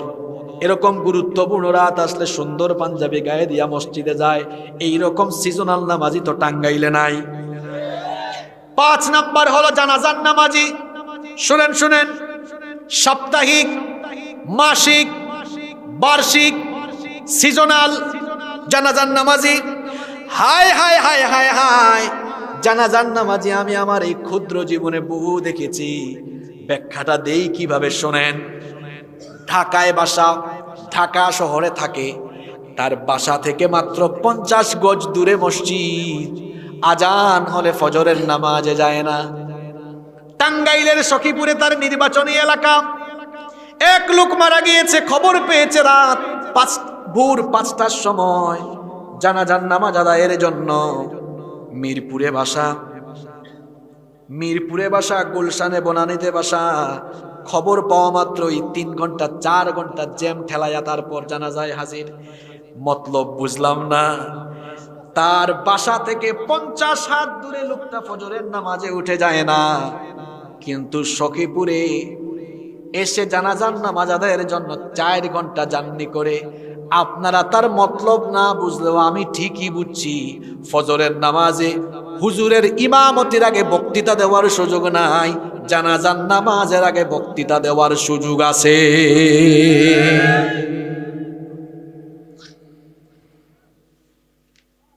আমি একবার সিলেটে জোহরের নামাজের আজান হয়েছে। কষ্ট হচ্ছে আপনাদের? এখন কষ্ট হলে তো হবে না, মূল লাইনে নিয়ে আসছি, এখন কথাগুলো বলবো আপনাদেরকে। জোহরের আজান হয়েছে, আমি দোকানের সামনে দিয়ে যাচ্ছি, 2-3 জন লোক রাজনীতি করে, এক দলের না 2-3 দলেরই তারা। আমার সাথে ভালো পরিচয় আছে, বললাম আজান হয়েছে তো চলেন মসজিদে যাই। বলেন আপনি যান, আমরা আসতেছি। আমি ভাবলাম হয়তো তারা আসবেন, আমি চলে গেলাম মসজিদে। নামাজে গেলাম, মসজিদে তারা আসলেন না, বের হয়েও তাদেরকে দেখলাম না। নামাজের শেষে আমি শুনলাম মসজিদের নিকটবর্তী এক মাঠে জানাজা আছে। জানতে ছিলাম কে মারা গিয়েছেন, পরে শুনলাম যিনি মারা গিয়েছেন তাকে আমিও চিনি। আমি ভাবলাম তাহলে জানাজাটা পড়েই যাই। জানাজার মাঠে গিয়ে দেখলাম ওই কয়েকজন ব্যক্তি যাদেরকে আমি জোহরের নামাজে আসতে বলেছে তারা আসে নাই। জানাজার মাঠে গিয়ে দেখি তারা একদম সামনের কাতারের মাঝখানে। আমি বিষয়টা ফলো করলাম, আমি তো একটু পড়ে গেলাম, সামনের কাতারের মাঝখানে জায়গা পাইলাম না, সামনের কাতারের সাইডে চলে গেলাম, দাঁড়িয়ে আছি নীরবে। হঠাৎ করে দেখলাম যে কয়েকজন ছিলেন মাইক নিয়ে নিয়ে তারা বক্তৃতা করছে। জানাজার লাশকে সামনে রেখে দীর্ঘক্ষণ বক্তৃতা হলো। এরপরে নামাজের শেষে আমি তাদেরকে আটকালাম, আটকায় বললাম জোহরের নামাজে আসলেন না, জানাজার নামাজে একদম সামনের কাতারের মাঝখানে কেন? কয় আপনি হুজুর মানুষ, কি বলতাম, আসলে আমাদের এলাকায় 3-4 মাস পরে ইলেকশন আছে তো, এই জন্য এখানে আইসা বক্তৃতা না করলে এলাকার মানুষ ঠিক রাখা যাবে না। কি বলেন, এরকম আছে? জানাজার নামাজে এরকম আছে তো? কয় প্রকার নামাজি বললাম। মাঝে মাঝে নামাজে যায়, সাপ্তাহিক, মাসিক, ষান্মাসিক, বার্ষিক, অথবা জানাজার নামাজি। এরা মুমিন নামাজি নয়, এরা হলো মুনাফিক নামাজি। এদের কথা আল্লাহ সূরা মাউনে বলেছেন ফাওয়াইলুল লিল মুসাল্লিন, এই নামাজিরা ধ্বংস, এরা জাহান্নামী, এদের জন্য ওয়াইল, কারণ এরা নামাজের প্রতি উদাসীন। জান্নাতি নামাজি কারা? আল্লাহ বলছেন ওয়াল্লাযীনা হুম আলা সালাওয়াতিহিম ইউহাফিযুন, যারা 5 ওয়াক্তের নামাজ আদায় করে। সুবহানাল্লাহ, 5 ওয়াক্তের নামাজকে যারা যথাযথ হেফাজত করে, আল্লাহ বলছেন উলাইকা হুমুল ওয়ারিসুন আল্লাযীনা ইয়ারিসুনাল ফিরদাউস হুম ফিহা খালিদুন। বাপ মারা গেলে ওই বাপের সন্তানরা যেমন বাপের রেখে যাওয়া সম্পদের ওয়ারিশ হয়ে যায়, মুমিন 5 ওয়াক্তের নামাজি ব্যক্তি যখন দুনিয়া থেকে বিদায় হয়ে যায়, তারাও ঠিক তেমনি ভাবে আল্লাহর জান্নাতুল ফেরদাউসের ওয়ারিশ হয়ে যায়। রাত 12টা-1টা পর্যন্ত ওয়াজ শুনে ফজরের নামাজ কাজা করে, এই রকম মানুষ আমাদের টাঙ্গাইলে নাই। আমরা কি সেই রকম মুনাফিক নামাজি হব নাকি? মাঝে মাঝে নামাজ ছাড়বো, কারা কারা রাজি হাত তোলেন? খুব মনোযোগী মানুষ আপনারা, আলহামদুলিল্লাহ, আলহামদুলিল্লাহ। তাহলে এই সূরা, যে সূরাতে আমরা কথা বলছি, ধ্বংস থেকে, জাহান্নাম থেকে বাঁচতে হলে এই রকম মাঝে মাঝে নামাজি হওয়া যাবে। আল্লাহ বলেছেন ধ্বংস তার জন্য আল্লাযীনা হুম আন সালাতিহিম সাহুন, যারা তাদের নামাজের ব্যাপারে উদাসীন। এর একটা ব্যাখ্যা হলো মাঝে মাঝে আসে, মাঝে মাঝে আসে না। আরেকটা ব্যাখ্যা হলো নামাজ পড়ে কিন্তু ওয়াক্ত মতো নামাজ পড়ে দেরি করে নামাজ পড়ে। একটা হাদিস শোনাই, ভয়ঙ্কর হাদিস। নবীজি বলেছেন, তিলকা সলাতুল মুনাফিক, ওইটা হলো মুনাফিকের নামাজ। কোনটা মুনাফিকের নামাজ? নবীজি বললেন, ইয়াজলিসু ইয়ারকুবুশ শামস, বসে বসে সূর্য দেখে। হাত্তা ইযা কানাত বাইনা করনাই শাইতান, সূর্য যখন শয়তানের দুই শিঙের মাঝখানে পৌঁছে যায়, অর্থাৎ যখন সূর্য ডুবে যাওয়ার মতো অবস্থা হয়ে যায়, কামা ফানাকা আরবা, তখন উঠে দাঁড়ায় মুরগির মতো 4টা ঠুকর মারে। আল্লাহ বলেছেন এটা হলো মুনাফিকের নামাজ। আসরের নামাজের কথা বলা হয়েছে, সূর্যোদয়, সূর্যের দিকে তাকায়, সূর্য ডুবি ডুবি ভাব আসলে দেরি করে নামাজ পড়ে। দেরি করে নামাজ পড়া এটা পুরুষের সাথে, পুরুষের চাইতে মহিলার অভ্যাস অনেক বেশি। জোহরের নামাজ, আজকে মহিলারা মাহফিলে আছেন, জোহরের নামাজ বেশিরভাগ মহিলারা টাইম মতো আদায় করে না। সংসারের কাজ করতে করতে, রান্না বান্না শেষ করতে করতে 2টা 3টা পর্যন্ত ঘরের কাজ করে, 2:30 3টার সময় গোসল করে, এরপরে 3:30 4টার সময় দেখা যায় আসরের ওয়াক্ত আরম্ভ হয়ে যাচ্ছে। এরকম সময় নামাজ আদায় করে। আমার বোনদেরকে বলছি, নবীজি বলেছেন ওইটা হলো মুনাফিক নারীর নামাজ। মুনাফিক পুরুষের নামাজ, মুনাফিক নারীর নামাজ হলো সেই নামাজ যে নামাজ দেরি করে পড়া হয়, ওয়াক্ত চলে যাওয়ার শেষ সময়ে পড়া হয়। আমার বোনদেরকে সতর্ক করছি, এভাবে নামাজ পড়বেন না। আযান হয়ে গেলে দুপুরে আপনারা তাড়াতাড়ি গোসল করে নেন, 12টার দিকে গোসল করেন, পরিবারের মধ্যে শৃঙ্খলা ফিরায়া আনেন, রান্না বান্না তাড়াতাড়ি শেষ করে জোহরের নামাজের আযান হয়ে গেলে নিজে নামাজে দাঁড়িয়ে যান। সন্তান থাকলে সন্তানটাকেও সাথে নিয়ে নামাজে দাঁড়িয়ে যান। কারণ আমরা যদি আমাদের সন্তানগুলোকে সাথে নিয়ে মসজিদে যাই, কিংবা বোনেরা যদি সন্তানদেরকে নিয়ে নামাজে দাঁড়ায়, সন্তানগুলোকে চক্ষু শীতলকারী যিনি বানিয়ে দিবেন, জোরে বলেন তিনি কে? আরো জোরে বলেন তিনি কে? বোনদেরকে বলবো, খবরদার খবরদার, কোন ওয়াক্তের নামাজ দেরিতে পড়বেন না। আল্লাহ বলেছেন ওই সকল নামাজীদের জন্য ধ্বংস যারা তাদের নামাজের ব্যাপারে উদাসীন। এর একটা ব্যাখ্যা হলো দেরি করে নামাজ আদায় করা, আরেকটা ব্যাখ্যা হলো নামাজের মধ্যে কোনো প্রাণ না থাকা, খুশু না থাকা। অনেক মানুষ নামাজে দাঁড়ায় কিন্তু নামাজের মধ্যে কোনো খুশু থাকে না। যে নামাজে খুশু নাই, ওই নামাজের কোনো দাম আল্লাহর কাছে নাই। দেখবেন কিছু মানুষ নামাজে দাঁড়ায় শার্টের কলার ঠিক করে, পাঞ্জাবি বা শার্টের বুতাম লাগায়, আছে না নাই? নামাজে দাঁড়ায় আছে, কলার ঠিক করে, হাতা ঠিক করে, কেউ কেউ দাড়ি হাতায়। রাসূলুল্লাহ সাল্লাল্লাহু আলাইহি ওয়াসাল্লাম তিনি দেখলেন এক লোক নামাজ পড়ছে আর দাড়ি হাতাচ্ছে। এটা দেখে নবীজি বললেন, লাউ খাশাআত কলবাহু লা খাশিআত জাওয়ারিহা, এই লোকটার অন্তরে আল্লাহর ভয় থাকলে নামাজে দাঁড়িয়ে দাড়ি নিয়ে এরকম খেলাধুলা করত। অনেকে আছে নামাজে দাঁড়াইয়া মসজিদের পিলার গুনে। 2 বন্ধু মসজিদে ঢুকেছে, মসজিদ থেকে বের হয়ে এক দুস্থ আরেক দুস্থরে কয়, দোস্ত দেখছো কারবা? কি হয়েছে? ইমাম সাহেব এশার নামাজে প্রথম রাকাতে পড়ে সাব্বিহ ইসমা, পরের রাকাতে পড়ে ওয়াদ্দুহা, এত লম্বা তিলাওয়াত কেমনে শুনতাম? আমি এই মসজিদ এত বড়, গুনে গুনে দেখছি 103টা ফ্যান গুনে, পিলার গুনে, এরকম নামাজি আছে? যে এরকম ফ্যান গুনে, পিলার গুনে, তার নামাজে খুশু আছে? আমি নিজে একবার এক মসজিদে গিয়েছি, একটু দেরি হয়ে গেছে, প্রথম রাকাত আমি পাই নাই।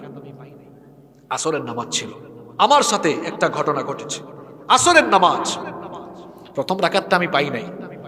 আমি গিয়ে নামাজে তাকবীরে তাহরিমা বাঁধতে যাব, বয়স্ক এক চাচা, কি আর বলবো, আমি তার পাশে নামাজে দাঁড়াতে যাব, ঠিক সেই মুহূর্তে তিনি এমনি তাকাইছে আমার দিকে। আমি বুঝছি এটা জাতের নামাজি না, এটা বেজাইত্যা নামাজি। আমি ওনার মাথায় ধরে বললাম, বাবা জান আমার দিকে তাকাইয়েন না, ওই সাজদার জায়গার দিকে তাকাইয়েন। এরকম নামাজি আছে তো? আল্লাহ বলেছেন ফাওয়াইলুল লিল মুসাল্লিন, ধ্বংস ওই নামাজির জন্য, আল্লাযীনা হুম আন সালাতিহিম সাহুন, যে তার নামাজের ব্যাপারে উদাসীন থাকে। এর একটা অর্থ হলো যার নামাজে কোনো খুশু থাকে না। নামাজ তো হবে এমন পুরা নামাজের ভেতরে খুশু থাকবে। আল্লাহ বলেছেন কুমু লিল্লাহি কানিতিন, বিনয়ী হয়ে নামাজে দাঁড়িয়ে যাও। আমাদের অনেকের নামাজে দাঁড়ালে মনোযোগ চলে যায় কত দিকে। মহিলা নামাজে দাঁড়ায়, মনে মনে ভাবে অমুক আপাকে কথা দিয়েছি আগামীকাল তার সাথে দেখা করব। মহিলা নামাজে দাঁড়ায় আর ভাবে আমি নামাজটা শেষ করে আমার ওই বান্ধবীকে ফোন করব। আর ভাইরা যারা ব্যবসা করে, কোনো ব্যবসায়ী তো আছে নামাজে দাঁড়াইয়া দোকানের ব্যবসার হিসাব করে। এবার এশার নামাজ, ইমাম সাহেব সালাম ফেরাইয়া বলতেছেন, আচ্ছা মুসল্লি ভাইয়েরা, আজকে নামাজ 3 রাকাত পড়লাম না 4 রাকাত পড়লাম, আমি তো একটু ডাউটে পড়ে গেছি, সন্দেহ লাগছে আমার। কেউ কোনো কথা কয় না। এক মুসল্লি দাঁড়ায় বলে, হুজুর আমি শতভাগ নিশ্চিত আজকের নামাজ 3 রাকাত। ইমাম সাহেব বললেন, কি ব্যাপার ভাই, কেউ কোনো কথা কয় না, আপনি বলছেন শতভাগ নিশ্চিত, এত নিশ্চিত হলেন কেমনে? কয় হুজুর, এই মসজিদের পাশে বাজারে আমার 4টা দোকান আছে। এশার নামাজে আসলে প্রত্যেক রাকাতে আমি এক একটা দোকানের হিসাব করি। প্রতিদিন আমি 4টা দোকানের হিসাব শেষ করতে পারি। আজকে আমি 3টা দোকানের হিসাব শেষ করেছি, আপনি সালাম ফিরিয়ে ফেলছেন, তার মানে আরো একটা দোকানের হিসাব যেহেতু বাকি, আপনার নামাজও আরো 1 রাকাত বাকি। এটা আপনাদেরকে হাসাবার জন্য বলি নাই, আমি হাসাবার জন্য বলছি না কথাগুলো। খুশু নাই, খুদু নাই। আল্লাহ বলেছেন, কদ আফলাহাল মুমিনুন আল্লাযীনা হুম ফি সালাতিহিম খাশিউন।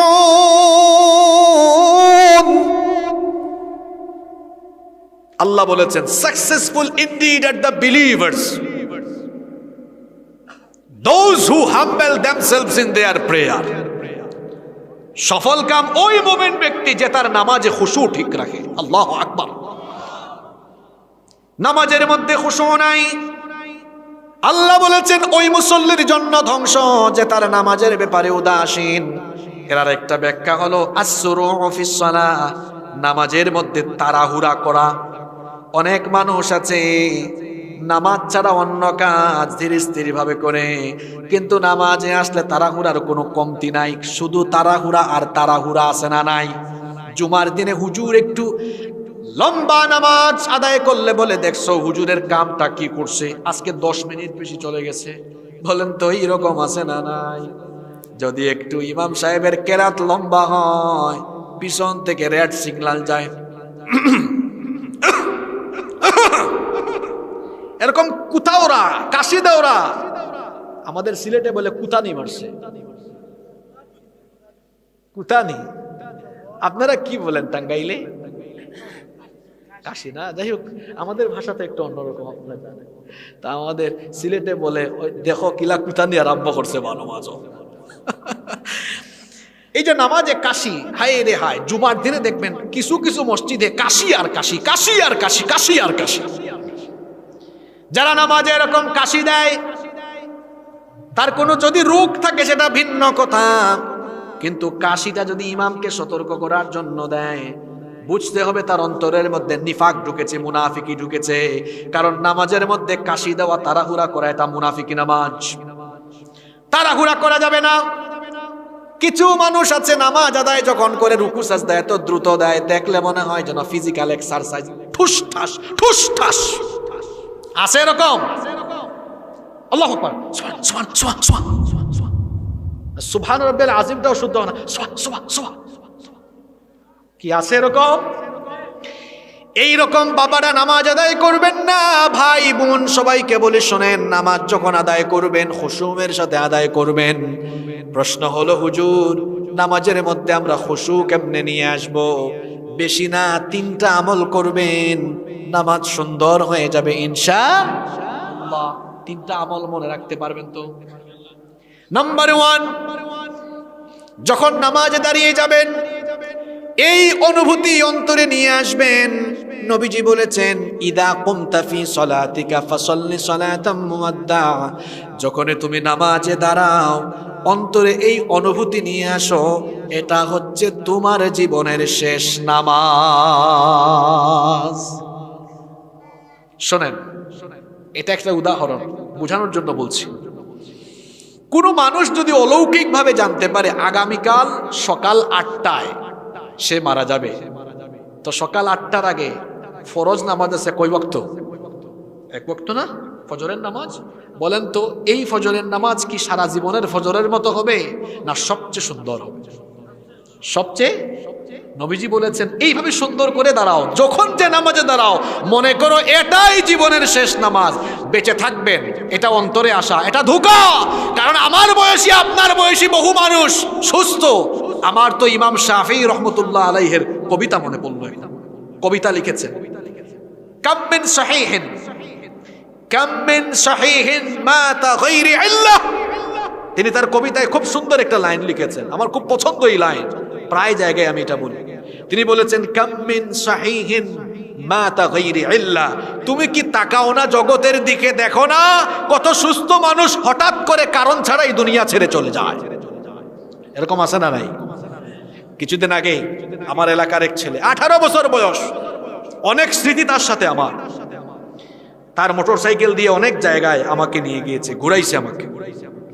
কিছুদিন আগে আমার চেয়ে কত বছরের ছোট, আমার তো মাত্র 29 বছর, 18 বছর তার, মারা গিয়েছে, দুনিয়া ছেড়ে চলে গিয়েছে সে। অনেক যুবক এখানে আসে, নামাজে যায় না, নামাজের কথা বললে বলে হুজুর বুড়া হই আমি। কে বলেছে তুমি বুড়া হবা? তুমি কি দেখো না তোমার মতো কত যুবক প্রতিদিন দুনিয়া ছেড়ে চলে যাচ্ছে? Keep in your mind, there is no serial of death. মৃত্যুর কোন সিরিয়াল? পৃথিবীর প্রথম মানুষ এসেছেন কে? আদম। আর প্রথম মারা গিয়েছেন নাম কি জানেন? হাবিল। আদম আলাইহিস সালামের ছেলে, কাবিল মেরে ফেলেছে। কাবিল হাবিলের ঘটনা কোরআনে আছে না? আছে। তো বাপ আসলেন প্রথম, যাওয়ার সময় আগে গেছে কে? বেটা, ছেড়ে চলে গেছে। এ যুবক ভাইয়েরা, আপনারা কি সখীপুরে দেখেন না অনেক দাদা নানা নাতির লাশ কবরে নামায়, অনেক বাপ তার ছেলে মেয়ের লাশ কবরে শোয়ায়, আছে না নাই? তো যুবক ভাইয়েরা কোন ধোঁকায় পড়ে আছো? এখনো কি নামাজে যাবে না? আজান হলে এখনো কি তুমি শয়তানের ধোঁকায় পড়ে যাবে? যদি জাহান্নাম থেকে বাঁচতে চাও আজান হলে নামাজে দাও। আমার জাতীয় কবি বলেছেন, আমি জাতীয় কবির চরম ভক্ত, এত সুন্দর সুন্দর কবিতা উপহার দিয়েছেন আমার নবীর শানে, তার এত লেখা, এই জন্য তার প্রতি আমার এত ভালোবাসা। কি সুন্দর সুন্দর লেখা, এত সুন্দর, কি সুন্দর লিখেছেন। তোরা দেখে যা আমি না মায়ের কোলে, তোরা দেখে যা আমি না মায়ের কোলে, মধু পূর্ণিমারি সেথা চাঁদ দোলে, যেন উষার কোলে রাঙা রবি দোলে, তোরা দেখে যা আমি না মায়ের কোলে। আল্লাহু আকবার, কি সুন্দর। সেই কবি লিখেছেন, ঘুমাইয়া কাজা করেছ ফজর, তখনও জাগনি যখন জোহর, হেলায় খেলায় কেটেছে আসর, মাগরিবের ওই শুনি আজান, এখনো জামাতে হওরে শামিল, এখনো এর সাথে আছে স্থান, বাজিছে দামামা বাদ্রে আমামা, শির উঁচু করি মুসলমান, দাওয়াত এসেছে নয়া জামানার, ভাঙা কেল্লায় উরে নিশান। আমাদের প্রতিদিনের নামাজ কেমনে যায় এই কবিতার ভেতরে বলে দিয়েছে। অনেক ছেলেরা সকাল 8টা পর্যন্ত ঘুমায়, বলি নামাজে আসো না কেন? ওই হুজুর 9টা পর্যন্ত না ঘুমালে চেহারার কি স্মার্টনেস থাকে? আর যে ছেলে ফজরের নামাজ ছেড়ে দেয় তার চেহারার নূর আল্লাহ কেড়ে নেয়। যুবকদেরকে বলছি, নামাজিদের চেহারার দিকে তাকাও, কি সুন্দর চেহারা তাদের। কারণ নামাজ আদায় করলে চেহারার মধ্যে একটা নূর যিনি দান করে দেন, সবাই বলেন তিনি কে? মেয়েরা ফেস ওয়াশ লাগায়, ফেয়ার অ্যান্ড লাভলি মাকে, অনেক ছেলেরাও পার্লারে যায় ফেসিয়াল করে, মেয়েরাও ফেসিয়াল করে। সবাইকে বলছি শুনেন, চেহারা সুন্দর করার জন্য মেকআপ করা লাগবে না, ফেসিয়াল করা লাগবে না, 5 ওয়াক্তের নামাজ আর তাহাজ্জুদের নামাজ ঠিক করে দেখেন, আল্লাহ চেহারার মধ্যে নূর দান করে দিবেন। যুবক ভাইদেরকে বলছি, খবরদার খবরদার, নামাজ নামাজ নামাজ, নামাজের ব্যাপারে কোনো ছাড় নাই। বোনদেরকে বলছি, নামাজের ব্যাপারে কোনো ছাড় দিয়েন না, কারণ নামাজ হচ্ছে মুমিনের সবচেয়ে বড় ইবাদত। ঈমান আনার পরেই আমাদের জন্য প্রথম যে গুরুত্বপূর্ণ ইবাদত, সেই ইবাদতের নাম হলো নামাজ। বিচারের দিবসে কোন ইবাদতের হিসাব আল্লাহ আগে নেবেন? আল্লাহর হাবিব বলেছেন, ইন্না আউওয়ালা মা ইউহাসাবু বিহিল আবদ ইয়াউমাল কিয়ামাতি মিন আমালিহি সালাতিহি। বিচারের দিবসে সবার আগে নামাজের হিসাব নেওয়া হবে। ওই নামাজ আদায় করে অনেকে জাহান্নামে যাবে, তাদের ব্যাপারে আল্লাহ বলছেন, ফাওয়াইলুল লিল মুসাল্লিন আল্লাযীনা হুম আন সালাতিহিম সাহুন। নামাজের ভিতরে উদাসীনতা, গাফলতি, নামাজের ব্যাপারে এই রকম অবহেলা, এটা জাহান্নামের কারণ হবে। আমরা জাহান্নাম থেকে বাঁচতে চাই? আসতে বললেন কেন? বাঁচতে চাই। নামাজের ব্যাপারে কোনো উদাসীনতা, গাফলতি রাখা যাবে? অনেক কষ্ট দিয়ে দিচ্ছি, বেশি না, আর 5-7 মিনিট থাকতে পারবেন না? মুনাফিকদের 3টা বদামল, একটা তো চলে গেল, নামাজের ব্যাপারে তারা হলো উদাসীন। এরপরে আয়াতে আল্লাহ তাদের 2 নাম্বার বদচরিত্র বলছেন, আল্লাযীনা হুম ইউরাউন।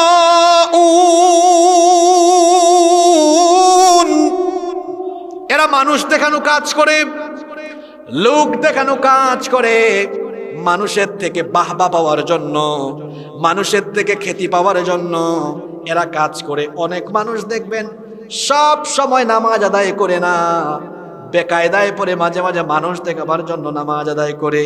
এদের কথা আল্লাহ কোরআনে বলছেন, ওয়া ইদা কামু ইলাস সালাতি কামু কুসালা ইউরাউনান নাসা ওয়া লা ইয়াযকুরুনাল্লাহা ইল্লা কলিলা।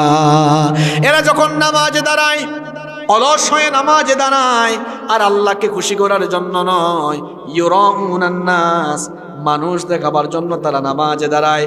এই জাতের নামাজি দেশে যখন ইলেকশন আসে তখন বেড়ে যায়, অনেক বেড়ে যায়। অনেক মানুষ আছে অজুও নাই, অজুও জানে না, কিন্তু এমন বেকায়দায় পড়েছে সবাই নামাজ পড়ছে, আমি নামাজ না পড়লে মানুষ কি বলবে? অজু থাকলে থাক, না থাকলে নাই। আল্লাহু আকবার। আমি কি কথা বানায় বলতেছি? আমি যেগুলো মাহফিলে বলি, নিজের চোখে, নিজের জ্ঞানে, নিজে বাস্তবতার সাক্ষী হয়েছে এমন কথা বলি। এক লোক একবার আসরের সময় আজান হয়েছে, ইলেকশনের টাইম, কিছু মানুষ আছে দেখবেন সারা বছর টুপি লাগায় না, ইলেকশন আসলে পাঞ্জাবি আর টুপি গা থেকে খুলে, তসবিও হাতে থাকে। তখন ধর্মপ্রাণ মানুষদেরকে এভাবেই তারা ধর্মীয় লেবাস পরে মানুষের অন্তর থেকে সিম্পেথি আশা করে ক্ষমতায় যায়। এরপরে আবার দেখা যায় ওই ধর্মপ্রাণ মানুষদেরকে ক্ষমতার স্বার্থে বুকের উপর গুলি চালায়। আবার তারা আলেমদেরকে বলে ধর্ম ব্যবসায়ী। ধর্ম ব্যবসায়ী তো হলো তারা, ক্ষমতার আগে ক্ষমতায় যাওয়ার জন্য ধর্মীয় লেবাস পরে মানুষের থেকে সিম্পিতি নেওয়ার জন্য এই রকম লেবাস ধারণ করে যারা সত্যিকারের ধর্ম ব্যবসায়ী হলো তারা। আলেমরা সারা জীবন আল্লাহর পক্ষে, রসুলের পক্ষে কথা বলে। আমাদের কোনো নেতা নাই, আমাদের কোনো নেত্রীও নাই, আমরা কারো আদর্শের দিকে মানুষকে ডাকি না। উলামায়ে কেরাম যত কথা বলেন দরদ দিয়ে আপনাদের প্রতি ভালোবাসা রেখে মানুষকে আল্লাহর দিকে আর রসুলের দিকে ডাকেন। একবার এক লোক আসরের নামাজে, আজান হয়ে গেছে, নামাজে ঢুকে গিয়েছে, ভালো কথা, নামাজ পড়ে বের হয়েছে। কিছু দূর যেতে না যেতে দেখে আরেক এলাকায় ঢুকছে, ওই মসজিদের নামাজের টাইম, এদের আরো কিছু সময় পড়ে। তখন বলতেছে কর্মীদেরকে, নামাজে ঢোক। কর্মীরা বলতেছে, স্যার একটু আগেই না নামাজে ঢুকলেন, একটু আগেই তো আসর পড়লেন। কম কথা বল, জানোস না এখন ইলেকশনের টাইম, যতবার সুযোগ পাবি ততবার পড়বি। আছে এরকম? এই যে নামাজ পড়লো, আল্লাহকে খুশি করার জন্য না মানুষ দেখাবার জন্য? এদের জন্য ওয়াইল, এদের জন্য ধ্বংস। যারা মানুষ দেখানোর কাজ করে, অনেকে আছে হজের জন্য সামর্থ্য আছে, যায় না, ঠিক ইলেকশনের 3 মাস আগে যায়। কারণ পুস্তারের মধ্যে হাজি বা আলহাজ লাগানো যাবে। এই যে হজটা করলো, বলেন তো আল্লাহর সন্তুষ্টির জন্য করলো না মানুষ দেখাবার জন্য করলো? সব জায়গায় দান করে না, যেখানে দান করলে মানুষ বাহবা দিবে, স্লোগান দিবে, সেখানে দান করে। অন্তরের নিয়ত আমি জানি না, আপনিও জানেন না, কিন্তু অন্তরের নিয়ত যিনি জানেন তিনি কি? কিছু মানুষ তো আবার এমন আছে, ওয়াজের মাহফিলেও আসে, নাচের যে কনসার্ট হয় ওই প্যান্ডেলেও থাকে, এই দিকেও থাকে ওই দিকেও থাকে। যারা মুমিন নয়, খাঁটি মুনাফিক হলো তারা। আরে বাপরে বাপ, আমি এরকম কয়েকজনকে একবার পেয়েছিলাম আপনাদের পাশে পাবনায়, ইউটিউবে আছে, এটা দেখবেন। মহিলা সুদ্ধা উঠে গেছে স্টেজে, 1 ঘন্টা আমাকে বসায় রেখে বক্তৃতা করেছে। আমি যখন সালাম দিলাম এক একজন নেমে যাচ্ছে, সবাইকে বললাম সব কয়টা বসো এখানে, 1 ঘন্টা তোমাদের ওয়াজ আমি শুনেছি, এখন 1 ঘন্টা আমার ওয়াজ তোমরা শোনো। এরকম কিছু মানুষ আছে খুব ব্যস্ত, কোরআনের মাহফিলে এসে হুজুরদের আগে বক্তৃতার ভাগ বসায়, এরপরে তারপরে চলে যায় কোরআনের মাহফিল। কিছু কিছু ব্যক্তি এসে শিখান হুজুরদেরকে, হুজুর রাজনৈতিক কথা বলবেন না, অথচ এই সকল ধর্ম ব্যবসায়ীরা হুজুরদের বক্তব্যের আগে 5 মিনিট 10 মিনিট রাজনৈতিক বক্তৃতা করে ধর্ম ব্যবসা করে। কোরআনের মাহফিলে এখানে আলেমরা কথা বলবেন। আলহামদুলিল্লাহ, আমার বাড়ি সিলেটে, এটা আমাদের সিলেটে নাই, আমাদের সিলেটে এগুলো নেই। ওলামারা কথা বলেন, বাকিরা শোনেন। সামাজিক অনুষ্ঠানে, রাজনৈতিক অনুষ্ঠানে সামাজিক নেতারা, রাজনৈতিক নেতারা বক্তৃতা রাখেন, কোনো অসুবিধা আছে? এই যে আমি এতক্ষণ ধরে কথা বলছি সূরা মাউন থেকে, আমি কি আওয়ামী লীগের পক্ষে বলেছি? আমি কি বিএনপির পক্ষে বলেছি? না জামাতের পক্ষে বলেছি, না হেফাজতের পক্ষে বলেছি? কোরআন আল্লাহর পক্ষে, রাসূলের পক্ষে কথা বলে। কোরআন সুদের বিরুদ্ধে, চোরের বিরুদ্ধে, ডাকাতের বিরুদ্ধে। সুতরাং চোর, ডাকাত, দুর্নীতিবাজদের কোরআনের কথা গায়ে লাগে। মুমিন কখনো কোরআনের কথা আঘাত পায় না। মুমিন কোরআন শুনলে, আল্লাহ কোরআনে কি বলেছেন? ওয়া ইযা তুলিয়াত আলাইহিম আয়াতুহু যাদাতহুম ঈমানা। মুমিন কোরআন শুনলেই তার ঈমান বাড়ে, ঈমান বাড়ে। সুবহানাল্লাহ। আমরা কোরআনের পক্ষে না বিপক্ষে? পক্ষে না বিপক্ষে? আল্লাহ কবুল করে।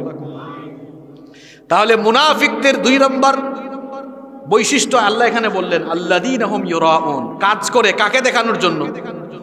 জোরে, কাকে দেখানোর জন্য? কষ্ট দিয়েছে আপনাদেরকে অনেক আমি। শেষের আয়াতটা শুনেন, এটা আমার বোনেরা যারা আছেন, বোনরা রাগ করবেন না আমার কথায়, মিলে যেতে পারে।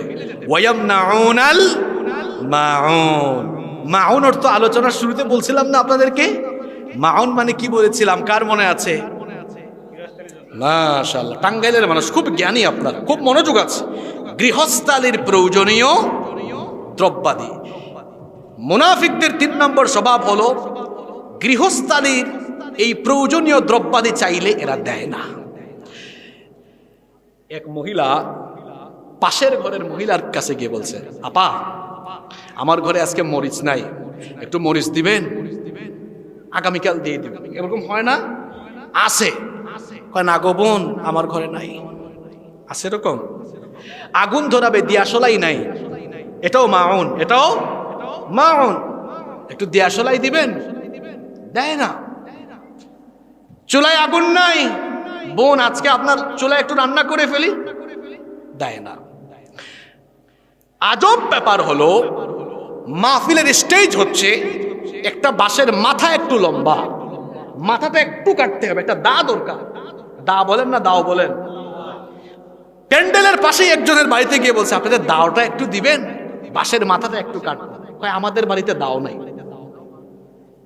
আমি একবার মসজিদে নারিকেল গাছের, এই যে এটাকে কি বলে, জি ডাব্বা না ডাগ্গা, এটা একটু কাটবো, একটা দাও দরকার। একজনের কাছে দাও চাইলাম, তার ঘরেরই একজন বলছে দাও আছে। আমি গিয়ে বললাম দাও আছে? ঘরের একজন তো বললো আছে, কয় আছে কিন্তু দাওটা ভূতা, দেওয়া যাবে না। আচ্ছা, আমি যে কথাগুলো বলতেছি এগুলো বাস্তব না অবাস্তব?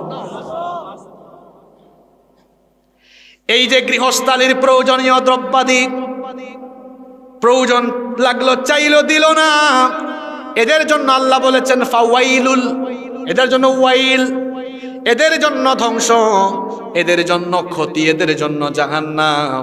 তাহলে বলেন তো, আমাদের কাছে কেউ যদি কোনো প্রয়োজনীয় জিনিস চায়, থাকলে কি আমরা দিব নাকি দিব না? শোনেন, ইমানদার কেমন হবে? সাহাবী হচ্ছে দুই প্রকার, জুড়ে বলেন কয় প্রকার? মুখস্থ করেন। এক প্রকার হলো মুহাজির, আরেক প্রকার হলো আনসার। মক্কা থেকে মদিনায় হিজরত করে গিয়েছেন, তাদেরকে বলা হয় মুহাজির, হিজরতকারী সাহাবী।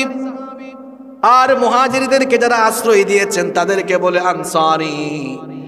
মক্কা থেকে যারা হিজরত করে মদিনায় গেলেন, ঘর বাড়ি ভিটা মাটি ব্যবসা বাণিজ্য বউ সব ছেড়ে দিয়ে মদিনায় আসলেন।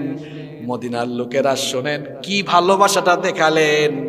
তারা বললেন, আপনাদের ঘর বাড়ি নাই, ঘর বাড়ি ছেড়ে এসেছেন, আমাদের ঘর বাড়িতে আপনারা থাকেন। সুবহানাল্লাহ। আমাদের রুটি আপনাদের সাথে ভাগ করে খাবো, আমাদের খাবার দাবার আমরা একসাথে মিলেমিশে খাবো। জায়গা জমি ছেড়ে এসেছেন, আমাদের খেজুর বাগানের ভাগ আপনাদেরকে দিব। অনেকে আছেন বিবাহিত ভাই, ইমানের কারণে বিবি রেখে এসেছেন, অসুবিধা নাই। আমাদের যে সকল আনসারীদের একাধিক বউ আছে, একাধিক বউ থাকলে তালাক দিয়ে ওই বিবিকে আপনি বিয়ে করার জন্য সুযোগ করে দিলাম। ইমানি সম্পর্ক ছিল এইরকম। এখন আমাদের মুসলমান, আহা, দুঃখের কথা কি বলবো, ফিলিস্তিনের অবস্থা আপনারা জানেন। আমরা তো ফিলিস্তিনে গিয়ে যদি রাষ্ট্রীয়ভাবে ব্যবস্থা না থাকে গিয়ে যুদ্ধ করতে পারবো না, কিন্তু অন্তত পক্ষে মুসলমান রাষ্ট্রগুলো তো যদি এক হতে পারতো, শক্ত অবস্থানে যেতে পারতো, তাহলে কি জারজ অসভ্য এই রাষ্ট্র ইসরায়েল এতটুকু আগাতে পারতো? কাফির কাফির আজ ভাই ভাই হয়ে গেছে। কি অবস্থা গাজায়, হাজার হাজার মানুষ শাহাদাত পেশ করেছেন। শোনেন যুবকরা, শোনো, ফিলিস্তিন কি জানো? ফিলিস্তিন সম্পর্কে যুবকরা শোনো, ফিলিস্তিন হচ্ছে সেই ভূমি যেখানে হাজার হাজার নবী রাসূল এসেছে। ফিলিস্তিন হলো সেই ভূমি যেই ভূমিতে আমাদের প্রাণের কিবলা, আগের কিবলা মসজিদুল আকসা অবস্থিত। আজকে 28 অক্টোবর কিয়ামত পর্যন্ত পৃথিবীতে যা হবে, পৃথিবীর সবচেয়ে গুরুত্বপূর্ণ স্থান হচ্ছে মসজিদুল আকসা, ফিলিস্তিনকে কেন্দ্র করে। ফিলিস্তিনের এই ভূমিকে নবীজি বলেছেন আরদুল মাহশারি ওয়াল মানশার। এটা কিয়ামতের জায়গা, কিয়ামত এখানে হবে। ইমাম মাহদি গোটা পৃথিবী শাসন করবেন। বাংলাদেশকে যারা শাসন করে লোক হকের উপরে লড়াই করবে, আর আল্লাহ তাদেরকে, গোটা দুনিয়া তাদের বিরুদ্ধবাদী হলেও আল্লাহ তাদেরকে বিজয় দিবেন। সুবহানাল্লাহ। সাহাবীরা বললেন, কোন অঞ্চলের মানুষ সম্পর্কে আপনি বলছেন? নবীজি বললেন আহলুস শাম, এরা হচ্ছে শামবাসী, আমার ইমানদার উম্মত। সুবহানাল্লাহ। ফিলিস্তিনের মুসলমানদের ঈমান আর আমাদের ঈমান একরকম না। আমাদের ঈমান পয়সার কাছে বিক্রি হয়ে যায়, আমাদের ঈমান নেতা নেত্রীদের আদর্শের কাছে বিক্রি হয়ে যায়। কিন্তু ফিলিস্তিনের মুসলমানরা পবিত্র ভূমির জন্য, মসজিদে আকসার জন্য জীবন দেয়, ইহুদিদের সাথে আপোষ করে না। ফিলিস্তিনিরাই বিজয়ী হবে। এই ফিলিস্তিনিরা আগামীর পৃথিবী শাসন করবে। সন্দেহ আছে আপনাদের? আপনাদের থাকতে পারে। যাদের সন্দেহ আছে, বাড়িতে গিয়ে আগামীকাল থেকে কিতাবুল ফিতান, হাদিসের মধ্যে শেষ জামানার ফিতনার সব হাদিসগুলো পড়বেন। সেখানে নবীজি বলেছেন ইমাম মাহদি আসবেন, পৃথিবী শাসন করবেন। হেডকোয়ার্টার কোথায়? যে ফিলিস্তিনিরা মার খাচ্ছে আর অসভ্য পশ্চিমারা বলছে এখন তারা নাকি হামাসের সুড়ঙ্গগুলোতে রাসায়নিক অনেক গ্যাস, বিষাক্ত গ্যাস ছুটবে, হামাসকে নাকি একদম শেষ করে দিবে। আর আমরা তাদেরকে বলছি আল্লাহর হাবিবের কথা যদি সত্য হয়ে থাকে, এই নির্যাতিত নিপীড়িত মুসলমানরাই আগামীর বিশ্বকে শাসন করবে। আমেরিকা বলতে কোনো দেশ পৃথিবীর মানচিত্রে থাকবে না তো? বলবেন হুজুর এটা কি আপনি স্বপ্নে কথা বলেন নাকি? না না না, স্বপ্ন নয়। এখানে অনেক আলেমরা বসে আছেন, তাদেরকে সাক্ষ্য রেখে বলছি কিয়ামতের বড় আলামত কয়টা? কয়টা? এগুলো মুখস্থ রাখবেন। বড় আলামত হলো, এর মধ্যে শুনেন, একটা আলামত হলো পৃথিবীতে বড় বড় 3টা ভূমিকম্প হবে। এটাকে আমি বলতেছি, আমি এটা তো বড় হুজুর বলেছেন। বড় হুজুর কে? মুহাম্মাদুর রাসূলুল্লাহ সাল্লাল্লাহু। আচ্ছা, কোন কোন জায়গায় ভূমিধস হবে? কোন কোন জায়গাগুলো মাটির তলে চলে যাবে? খাসফুন বিল মাশরিক ওয়া খাসফুন বিল মাগরিব। একটা হবে খাসফুন বিল মাশরিক, পূর্বে, প্রাচ্যের দেশ পূর্বে। আরেকটা হবে খাসফুন বিল মাগরিব, পশ্চিমে। আরেকটা হবে জাজিরাতুল আরবে। এর মধ্যে একটা পাইলাম কোথায়? খাসফুন বিল মাগরিব। মাগরিব মানে হলো পশ্চিমের দেশ। বিশ্ব মানচিত্র দেখেন, আমেরিকা পৃথিবীর কোন দিকে? জোরে বলেন। মুরলের ঘরের মুরল। এখন যারা পৃথিবীতে সন্ত্রাসের মদদ দিচ্ছে, এই আমেরিকা এবং তাদের গোলাম যত পশ্চিমা দেশ আছে, আল্লাহর হাবিবের ভবিষ্যৎবাণী অনুযায়ী কিয়ামতের আগে এই পশ্চিমা অসভ্য দেশগুলো মাটির তলায় চলে যাবে।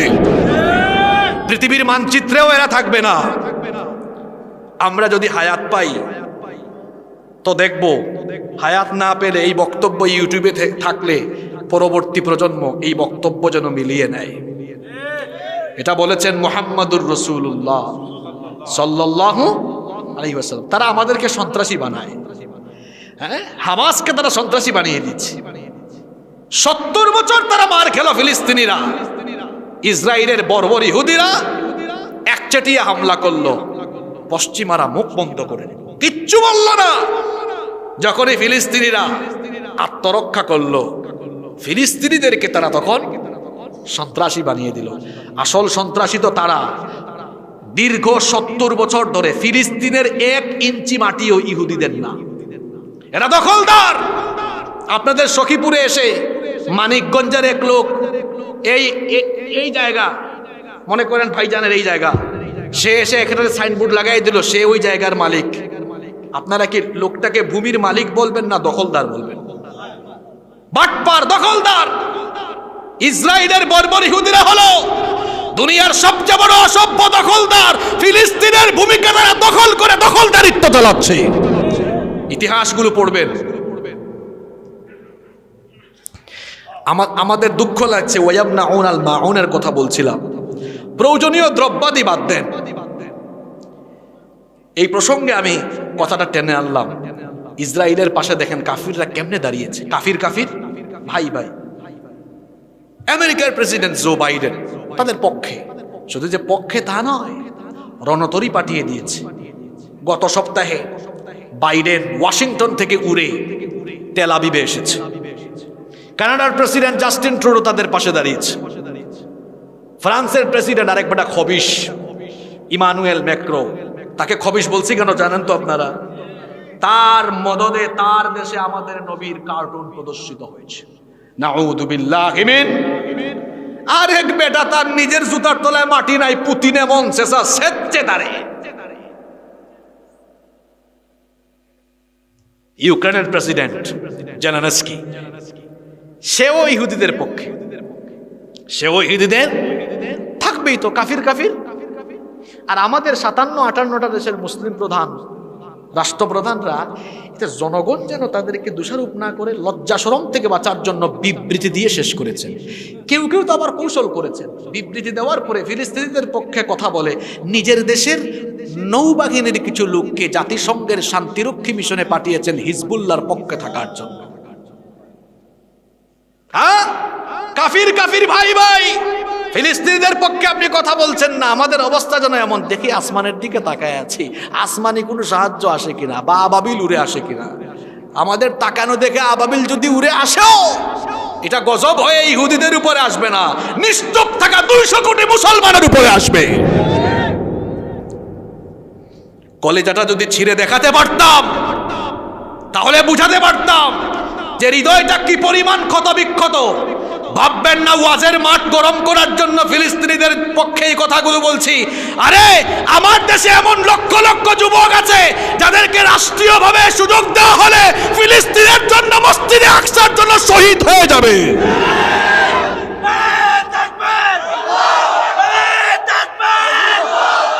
প্রিয় ভাইয়েরা, আমরা বাংলাদেশে বসবাস করি, আমাদের হৃদয় ফিলিস্তিনে বসবাস করে। আহা, ছোট্ট ছোট্ট বাচ্চাদের শরীর মিসাইল দিয়ে শেষ করে ফেলেছে। আপনারা দেখছেন কিনা ফেসবুকে? নারীরা, শিশুরা, হাসপাতাল, আশ্রয় কেন্দ্র, কোনোটাই তাদের বর্বরতা থেকে রেহাই পাচ্ছে না। আমেরিকা তাদেরকে সন্ত্রাসী বলছে না। সন্ত্রাসী বলবে কেমনে? আসলে যে আমেরিকা আমাদেরকে গণতন্ত্র, সভ্যতা শিখায়, এই আমেরিকা হচ্ছে দুনিয়ার সবচেয়ে বড় অসভ্য। ও বাপরে বাপ, আমেরিকার কথা তো আছেই, পাশের দেশের দাদাও বলেছেন ফিলিস্তিনিরা এই সন্ত্রাসী। কি আর বলবো দাদা গো, আপনাদের ইতিহাস আমরা জানি। আমরা হুজুররা খালি কুরআন আর হাদিস পড়ি না, ইতিহাসের জ্ঞান ভালো আছে আমাদের। আমাদের শাসকরা 800 বছর ভারত শাসন করেছে, আমরা কোনো মন্দির পুরাই নাই। আর 70 বছর শাসন কইরা আপনারা কি করছেন জানা আছে? কি সন্ত্রাসী করেছেন, গুজরাটে কি করেছেন বিশ্ববাসী জানে। আমাদের বাবরি মসজিদ ভেঙে দিয়ে পৃথিবীর মুসলমানদের কলিজা ভেঙে দিয়েছেন আপনারা। আমাদেরকে বলছেন সন্ত্রাসী। নিজের চরকায় তেল দেন মিয়া। আর কিছু বললাম না। আমাদের দেশে কিছু লোক আছে পাগল হয়ে যায় গোলামি করতে করতে। নির্যাতিত ফিলিস্তিনিদের পক্ষে এই রকম কথা বলার পরে এইসব গোলামদের পক্ষে যারা থাকবে, এরা হচ্ছে মুসলমানদের জাতীয় দুশমন। আল্লাহ আমাদেরকে হেদায়াত করেন। সম্মানিত ভাইয়েরা, সূরা মাউন থেকে আমরা কথা বললাম। এই যে সূরা আল মাউন 7টা আয়াত আমরা আজকে আলোচনা করলাম, এটা যদি একজন মুসলমান বুঝতে পারে তাহলে তার জীবনে 6টা শিক্ষা সে কাজে লাগাতে পারে। কয়টা? নাম্বার 1, পরকালের প্রতি ঈমান রাখা। হিসাব দিতে হবে একদিন কার কাছে? যুবক ভাইয়েরা, রাতের বেলা মোবাইলে খারাপ কিছু দেখিও না। বিচার দিবসে বিচার করবেন কে? এই বিচারের ভয় থাকলে অন্যায় থেকে আমরা বাঁচতে পারবো ইনশাআল্লাহ। 2 নাম্বার শিক্ষা, এতিমের সাথে খারাপ আচরণ করা যাবে। 3 নাম্বার, মিসকিনকে খাদ্য দিবেন, খাদ্যদানে উৎসাহিত করবেন। পারবেন না ইনশাআল্লাহ? 4 নাম্বার, নামাজের ব্যাপারে কোনো গাফলতি আমাদের হবে। আজান হয়েছে, কাজ বন্ধ, সাথে সাথে নামাজ। 5 নাম্বার, মানুষ দেখানো কোনো কাজ আমরা করব না। সমস্ত কাজ হবে আমার রবের সন্তুষ্টির জন্য। তিনি কে? 6 এবং সর্বশেষ, প্রয়োজনীয় কোনো জিনিস আমার ভাই, আমার বোন আমার কাছে চেয়েছে, থাকবে, আমি দিব না, এটা আমার চরিত্র হতে পারে না। আল্লাহর হাবিব বলেছেন, যে ব্যক্তি কোনো মুমিনের প্রয়োজন পূরণ করে দিবে, আল্লাহ দুনিয়া আখিরাতে তার প্রয়োজন পূরণ করে দিবেন। সুবহানাল্লাহ। কয়টা শিক্ষা? সূরা মাউনের আলোকে এই 6টি শিক্ষা আমরা যেন জীবনে প্রতিফলন ঘটাতে পারি। আল্লাহ আমাদের সবাইকে তৌফিক দান করেন। আমার কথায় কি আপনারা কষ্ট পেয়েছেন?